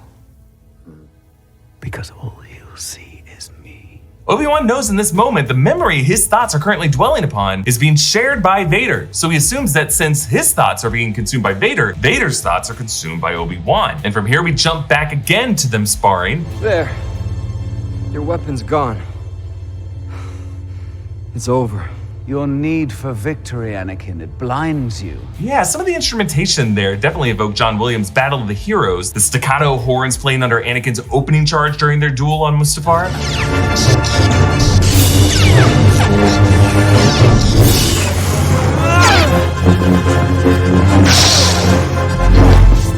You also notice Anakin does that awesome behind-the-back saber twirl flourish that he uses on Geonosis in Attack of the Clones and while dueling Obi-Wan on Mustafar. Lola tries to attack Leia, or just like gets in her face, but rather than smashing it like other people would, Leia digs in and finds a restraining bolt under one of its flaps and removes it. Now, of course, restraining bolts are recurring Star Wars tech used to deactivate or control droids. Luke had to remove a restraining bolt from R2 in A New Hope, but because Leia chooses not to smash Lola, she's able to use Lola's light to locate the correct cable. The transport takes off, but Vader drags it back down to the ground, a terrifying amount of strength. We have seen some Force-sensitive characters do this before, but chronologically, the most recent was Ahsoka trying to keep Maul from escaping in the final episode of Clone Wars before letting him go. Vader tears open the hull, and notice how when we cut to the inside of the ship to see it's empty, these bulkheads all have seats on them. Had people actually been on this ship, sitting in these seats, they would have gone flying. Vader did not care. But as we saw from the beginning of this episode, and now in Vader's entrance to this hangar, there are two freighters. So the refugees wisely fake out Vader with an empty one. Still, if you think about it, someone did have to pilot this. I assume it was that curvy astromech. R.I.P. As Vader watches the real freighter escape, he returns to his memory where Obi-Wan force snatches the lightsaber from his hand. You're a great warrior, Anakin. But you'll need to prove yourself as your undoing. Until you overcome it, a Padawan you will still be. A very interesting counterpoint to the famous exchange in A New Hope. When I left you, I was but the learner. Now I am the master. So, as Vader reflects back on this memory, he accepts that he still has not learned his old master's fuller lesson about his need to prove himself. He's still the learner in that regard, but he has taken away some lessons when it comes to staying a step ahead of his opponent. Because at this point, it would seem like the episode would be over, but Reva Sneak Attack. This episode was actually co-written by Andrew Stanton, director of Pixar films like Finding Nemo and WALL-E. And one thing that filmmaker is really good at is making heroes pay up right when you think the story is over. Like, they can't just learn the lesson mentally, they have to actively prove it in some physical way. For example, even after Marlin finds Nemo, the father has to let his son and Dory tell all the other fish stuck in the net to just keep swimming, risking losing his son again. And then in WALL-E, even after they return the plant to Earth and recharge WALL-E, Eve has to show an act of true love the way WALL-E did for her when she was cold and soulless. And now for Darth Vader, he must prove he was not blinded by a threat from behind as he was before. So this time he spins around and stops the attack. Actually, at first he only uses the Force to repel Reva, as if she is not even worthy of a lightsaber duel. And in fact, you'll notice in this duel, he never draws his own blade. He only uses her half. After she ignites that second side of her saber, it actually nearly sears his mask. He slows down the helicopter spin, he snatches it, stabs it in half, tosses the other one to Reva, says, all right, let's do it. As they duel, I love it. Vader hurls a lit blade at her, which she deflects, but Vader uses that one move he learned from his sparring session with Obi-Wan and force snatches the blade to force her to yield. And now Reva is back in that knelt posture, taking her back to her lower position as Vader towered over her when he attacked her during Order 66. The editing even syncs these two moments. The intercutting making it look like younger Reva is reacting to older Vader and older Reva is reacting to younger Anakin. And this is specifically synced when he impales her in the exact same spot that he did before, which actually might explain how she survives this. Whatever cybernetic implants that she got patched with before are now being seared now as opposed to any vital organs. And he says, Did you really believe I did not see it, youngling? And by it, Vader is referring to her hidden grudge against him. Reva assumed Vader didn't remember her, but he totally does. He remembers all the women, and the children too. The Inquisitors are all fueled by anger and by vengeance and rage, waiting to take a swing at the big dog. It's not loyalty that keeps them in check, it is fear and vengeance. The Grand Inquisitor struts in alive and well. Revenge does wonders for the will to live, don't you think? He's right. Revenge certainly kept Maul fueled with the will to live after receiving far worse wounds. Also, Powans do have two stomachs, so really it was revenge and having some spare guts to lose. Actually, Rupert Friend hinted at this on Jimmy Kimmel. And then you got stabbed, your character got stabbed. Yeah. Through the stomach. One of them. One of the stomachs. Yes. Okay, because your character has two stomachs, like a hippo or something half like a cow, yeah. They leave her behind in this gutter, and Reva regains her split lightsaber and finds Obi-Wan's holodisc with Bail Organa's message. If he's learned of the children, I'll head to Tatooine. Owen, help the boy. Now the message is damaged, so Reva probably can't see this is coming from Bail Organa unless she recognizes his voice, but in this moment she remembers talking to Owen in episode 1 and is now putting together that Obi-Wan was on Tatooine. He was there protecting the boy who lives under Owen's roof. Now it's unlikely at this point that she knows that the boy is Vader's son specifically, like she didn't know Leia was Vader's daughter, but she knows this boy is important to Obi-Wan and therefore she now has a way that she can get back to Vader. Obi-Wan assumed this episode that Vader would be so blinded by him that he'd miss the threat from Reva, but Vader saw it coming. Obi-Wan, meanwhile, was so blinded by Vader that he now missed the loose end of his closeness with Reva, exposing his original sacred mission to protect Luke. He senses it, but only too late. Something's wrong. Yes, echoing Obi-Wan sensing the destruction of Alderaan in A New Hope. I felt a great disturbance in the Force, as if millions of voices suddenly cried out in terror and were suddenly silenced. And these final images take us back to where this series started, the Lars homestead on Tatooine. And we see it from the same exact hiding spot where Obi-Wan all the time would spy on it. And the final shot lowers on Luke Skywalker sleeping peacefully in his bed before we cut to black. But what I love about all this is the context of Obi-Wan even visualizing this imagery. Obi-Wan knows that his thoughts are linked with Vader. Obi-Wan can peer into Vader's present mind, Vader can peer into his. So now by even thinking about Luke on the farm, Obi-Wan is risking CCing Vader on these same thoughts and exposing Luke to danger. The cut to black even feels like Obi-Wan desperately hanging up on this conference call. Now, canonically, Vader is not supposed to know that Luke is on Tatooine. Like, he's not even supposed to know that he has a son or a daughter. Palpatine told him that Padme died in childbirth and lost the kid. And there was an amazing moment in the comic Darth Vader number 6 in 2016 where, after the Battle of Yavin, Boba Fett informs Vader that a rebel pilot named Skywalker fired the kill shot that destroyed the Death Star. And only then does Vader realize, I have a son, and angrily smashes a glass of his observation deck. And that is years from now, obviously. So unless this series wants to retcon that moment, I really hope they don't, because it was awesome. It's just unlikely that this finale episode will show Vader discovering Luke on Tatooine, but Reva can certainly know and duel Obi-Wan as she attacks the Lars homestead. Hopefully our man Obi-Wan will get some backup by a babysitter Force Ghost Qui-Gon Jinn with his very particular set of skills to turn Reva into a redemptive character. My hope is that she becomes a gray Jedi, the way I classify Qui-Gon Jinn to be. That's everything I spotted in episode 5. In the middle? My hope is that she becomes a gray Jedi, the way I classify Qui-Gon Jinn to be. That's everything I spotted in episode 5 of Obi-Wan Kenobi. Follow me, Eric Voss, and this is a breakdown of Obi-Wan Kenobi episode 6, the finale, which reveals that second set of footprints in the sand really belonged to your old teacher who saw everything you've been doing alone in your cave. Ugh. Let's break down this episode shot by shot for all the Star Wars Easter eggs and details you missed. Quick announcement, you can see New Rockstars live in Austin, Texas. Like thin Melloon fruits, a way too clean astromech droid, and then a line for water at a portable evaporator cart. Boba Fett reminded us how water is a price-inflated commodity on this planet, and the vendor of it would of course know Owen Lars. As a moisture farmer, Owen would be his supplier. But the guy who cuts in line is Groff Ditcher, the foreman from Obi-Wan's meat slicing gig in episode 1. Reva uses the Force to swat the cup out of his hand, spilling water, a shocking, wasteful display, but also showing how uninterested Reva is in her own current health. She is on a suicide mission. Whereas before Reva and the other Inquisitors announced their presence, here Reva is hooded, a bandage wrapped around her wounded midsection, and with her hair fluttering in her eyes, she's looking rough. Roken's freighter does some zigzag maneuvering to evade Darth Vader's Star Destroyer, the Devastator. The imagery here paralleling the opening chase of the Tantive 4 in A New Hope. By the way, it was not yet named the Tantive 4 in the 1977 film. It was later named that. You can follow Pablo Hidalgo's amazing Twitter where he goes into the history of all of that. But yes, the imagery is awesome. It starts with the diamond-shaped hull slicing up through the screen until our perspective glides through the overhanging bridge tower, just dizzying us with the sense of scale of this floating fortress, pursuing this, by comparison, tiny, tiny fugitive ship. Roken reassures the refugees, we'll head for Tessin. Get you out from there. Yeah, Tessin is not an established planet in Star Wars. One of the few times ever they mention a planet and it's not already in lore. Underscoring this is even more of a false promise from Roken. Like Obi-Wan's face reads like, yeah, there's no Tessin in Star Wars, why are you lying? Leia uses Lola to comfort Corran and his mother, remember Corran possibly being a nod to Corran Horn, Legends character and son to Jedi Valen Halcyon, whose name appeared on the Orabesh on Jabim and Mapuzo. Luke and Owen peruse a parts shop where Owen is warned by his water vendor. They head home and Beru reveals herself to be more of a survivalist than we ever imagined. Cool. We both knew this day might come. Come on, bitch. She'll come when the suns go down.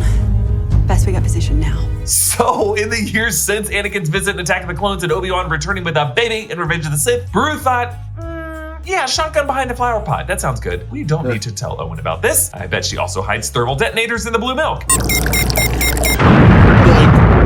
Obi-Wan gives Leia Tala's blaster holster with the notches for every Jedi she saved. Leia runs her finger over these, the last of which Tala would have carved in for Leia. Obi-Wan inspects his lightsaber and says this little prayer. I have to face him, Master.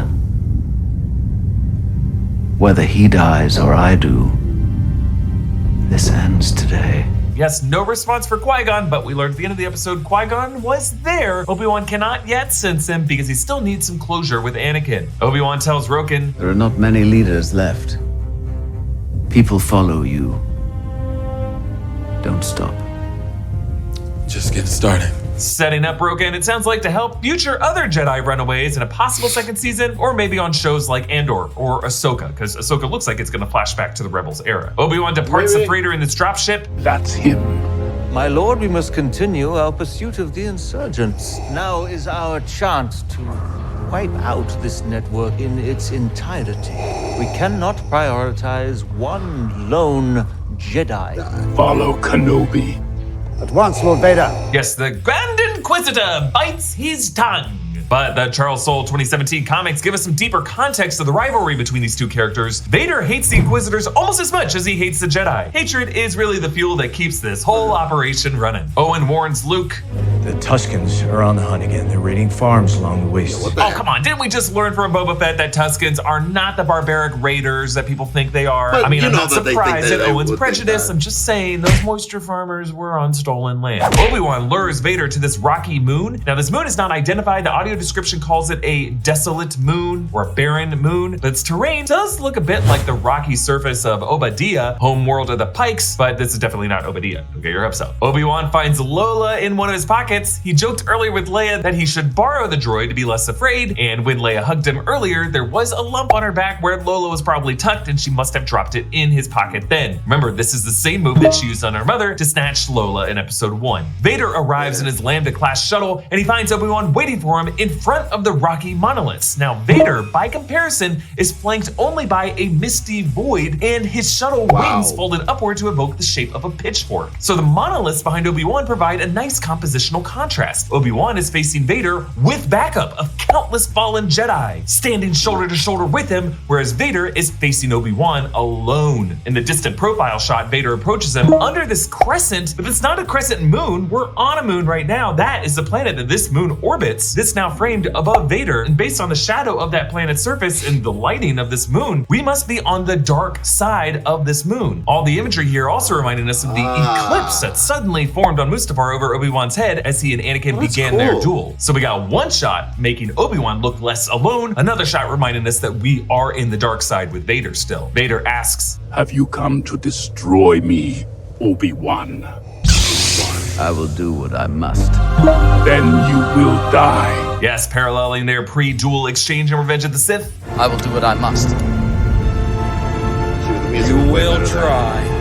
Then Obi-Wan strikes this same aggressive pose that he did with Grievous in Revenge of the Sith and against Maul in Rebels. I love that pose. And compared to their past duel, Obi-Wan is far more confident now. At one point, they are back to back, as they were in their sparring session flashback last episode. Meanwhile, at the Lars homestead, Reva ignites her lightsaber as a torch to see her surroundings, which Obi-Wan showed us in episode 3, ultimately just blinds you to the threats lurking in. Obi-Wan and Beru open fire, kicking over those flower pots that we saw lining the homestead in the opening act of A New Hope. You know how much water these plants need? You know how valuable water is? It's just crazy to think that this home was getting wrecked like this. This shootout happening in the same place where Luke was hopping around in the opening act of A New Hope, and no one brought it up. And while I'm editorializing here, a quick reminder that the best way to support New Rockstars is to get our Kenobi-inspired Empire's Most Wanted shirt at newrockstarsmerch.com. You'll get the added option to write in a custom shout out for our WikiLeaks after shows. Thank you. Anyway, as we return to Vader and Obi-Wan, we get this roving shot gliding through the rocky pillars, just giving us a sense of the natural elements that we'll be able to use in this fight and how those rocks are as much a threat to them as their blades are. Obi-Wan tries to collapse one of these pillars on Vader, but Vader casts it aside, and then Vader jabs it in the nose. And our heart skips a beat here because, along with the choir of voices under this battle, it all evokes Phantom Menace. Remember, this is a move Maul did to Qui-Gon to knock the saber from his hands and then stab him in the chest. Remember the one time in Star Wars someone has actually died from stabbing? Vader then does a Vader quake, crumbling the ground beneath Obi-Wan's feet, submerging him into a sinkhole. Finally, Vader has the high ground now, and he tries to bury Obi-Wan alive. Meanwhile, the pole that Owen jabs at Reva is actually the same piece of scrap that Han, Leia, Luke, and Chewie tries to use to brace the walls of the trash compactor in A New Hope. This prop also showed up in Pelimoto's shop in Boba Fett. Owen smartly jabs her wound, remembering that the last time they spoke in episode 1, she did not have this bandage around her midsection, so he knows she's probably weak there. Reva throws him off the walkway and knows how he hurts his knee. He clutches it from the ground there. He walks with a limp for the rest of this episode, setting up Uncle Owen's tired gait in A New Hope. As Luke flees across the desert, there's a faint red glow. I think it's just one of the moisture evaporators behind him, but it does have a scary, sinister presence, reflecting Reva's pursuit of him. Meanwhile, beneath the rubble, Obi-Wan holds up the rocks, haunted by voices.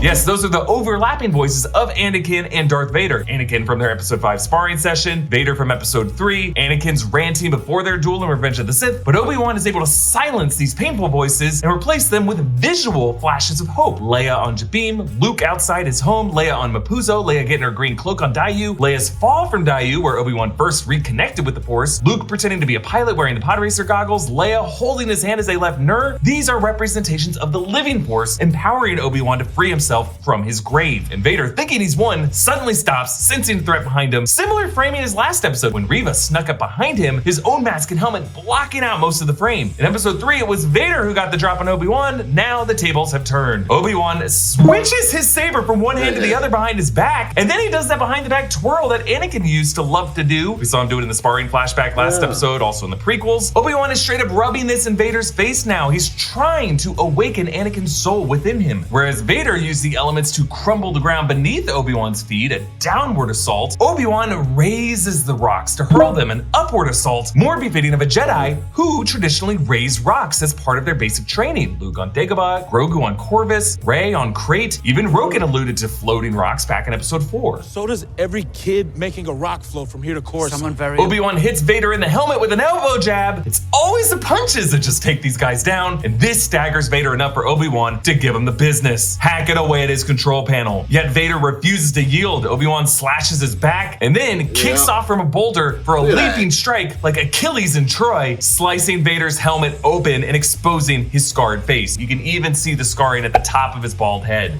Anakin. Anakin's gone. I am what remains. I love it. We hear a mix of Hayden Christensen's voice in a distorted mess, along with the recreated re-speecher version of James Earl Jones' vocal likeness. Two identities living in one. This whole moment parallels one of the most heartbreaking reunions in Rebels when Ahsoka faced Anakin in Season 2's Twilight of the Apprentice. Ahsoka. Anakin, I won't leave you. Not this time. Then you will die. That moment mixed Matt Lanter's voice with James Earl Jones' voice, and of course the other side of Vader's helmet was ripped open. I just love the symbolism of this, how it parallels the exposed eye imagery on all the posters. Obi-Wan in one of Vader's eyes, Ahsoka in the other, the two Jedi his gaze is forever fixed upon. Each of them only half unmasked Vader, and not until Luke will Vader be fully unmasked in Return of the Jedi when he is redeemed. Now, Obi-Wan apologizes. I'm sorry. I'm sorry, Anakin. And notice the blue glow lights his face here. And for a moment, that same blue lights Anakin's face too. You didn't kill Anakin Skywalker. I did.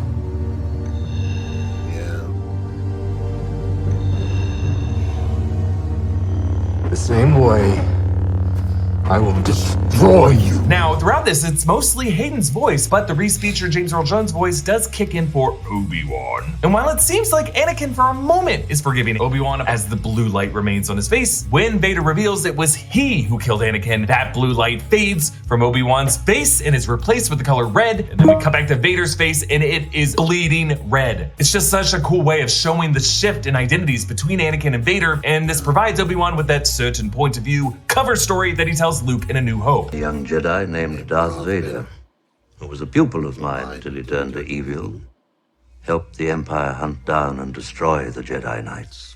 Betrayed and murdered. He betrayed and murdered your father. Yeah, that's not a lie that Obi-Wan invented to spare Luke's feelings. It is really the most emotionally true explanation of what happened here, and it came directly from Vader himself. Obi-Wan says, "Then my friend is truly dead.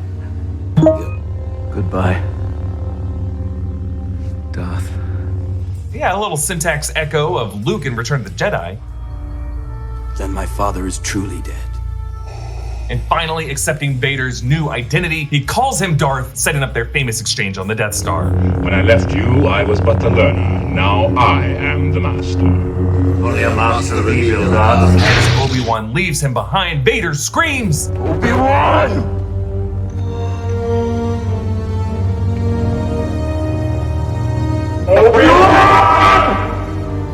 And I love how the red glow of his saber really highlights each of the contours of his scars. The reason it glowed red is because he was raising his lightsaber, not to attack, but to use that light to show all the scarring that Obi-Wan left on his face. The scream here, again, the audio mixing is incredible, including both Hayden screaming and the re-speecher James Earl Jones screaming, and of course reminding us of Sam Witwer's epic scream as Maul in Rebels.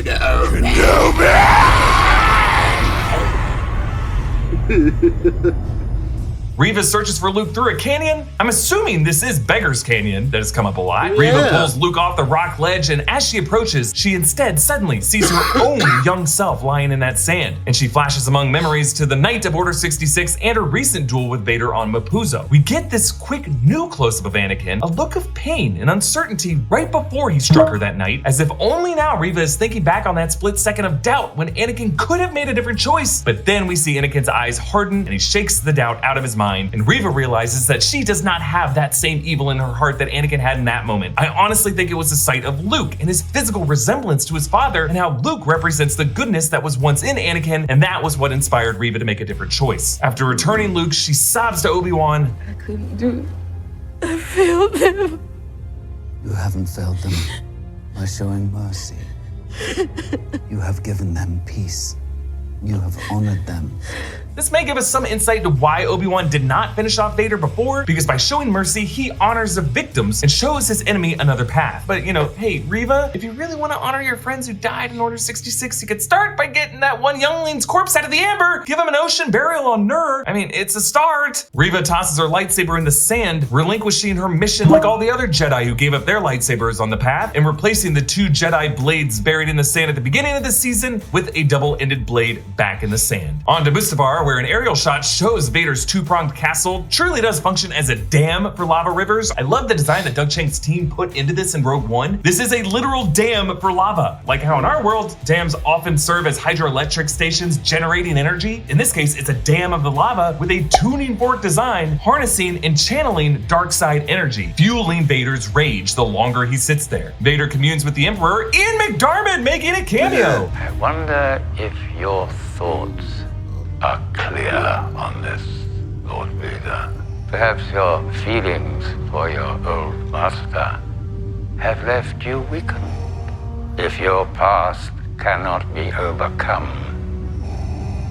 Yeah, I like how Ian McDiarmid's eyes go from a judging squint to a more threatening glare, and he leaves that sentence unfinished, letting Vader fill in the blank mentally. The subtext, of course, is, according to the Sith rule of 2, all of the dark side apprentices' feelings, hatred included, must be focused on their master. Palpatine is implying that even Vader hating Obi-Wan amounts to an emotional betrayal, and Vader, knowing that the Grand Inquisitor is waiting in the wings, does not want to be replaced. Our final shot of Vader brings back John Williams' amazing Imperial March, and the camera pulls back from him on his throne room with the red windows and the steps evoking the appearance of Vader's mask, the steps being his breathing grill, the windows his eyes, now angled downward, making him look angrier than ever. On Alderaan, Leia now dresses herself, a contrast to the Episode 1 images of handmaidens dressing the girl we thought was Leia. She has an intricate braid, a precursor to the one she has in A New Hope. She wears Tala's holster, and Breya approves. Leia's look here with the boots reflects her action fit that we saw in the Age of Rebellion comics. Obi-Wan returns with Lola, and Bail Organa says, I fear for her future. The Empire grows stronger and bolder. Sad. So sad. If you ever need my help again, you know where to find me. Yeah, we feel echoes of the doomed fate of Alderaan and Bail Organa in A New Hope, but until then, we will have Andor, where Bail may make an appearance alongside Senator Mon Mothma as they both work to covertly subvert the Empire diplomatically. Obi-Wan tells Leia, I gotta watch that trailer. You are wise, discerning, kind-hearted. These are qualities that came from your mother, but you're also passionate and fearless, forthright. And these are gifts from your father. Both were exceptional people who bore an exceptional daughter. I'm not crying. All of us are crying. Yes, that is John Williams' Leia theme there, and it's beautiful. Obi-Wan, of course, paying tribute to Padme and Anakin, and how their best qualities do live on in their children. Back home at Puzo, Obi-Wan said that he wished he could have been Leia's dad, and now with these words, he's realizing he doesn't need to be, because he continues to say, I wish I could tell you more. It's okay. You don't have to. Yeah, just her look at Bail and Breya already moving on. Leia signals that these two are the only parents she needs. She asks, Will I ever see you again? reminding us of Anakin with Shmi in Phantom Menace. Will I ever see you again? And with Anakin and Shmi, the next time he did see her, she was dying. As the next time Leia will see Obi-Wan, unless Lucasfilm decides to sandwich even more lore in here, will be Leia's eyeline connecting with Obi-Wan briefly on the Death Star, the moment of his death in A New Hope. Obi-Wan says, Goodbye, princess. May the Force be with you.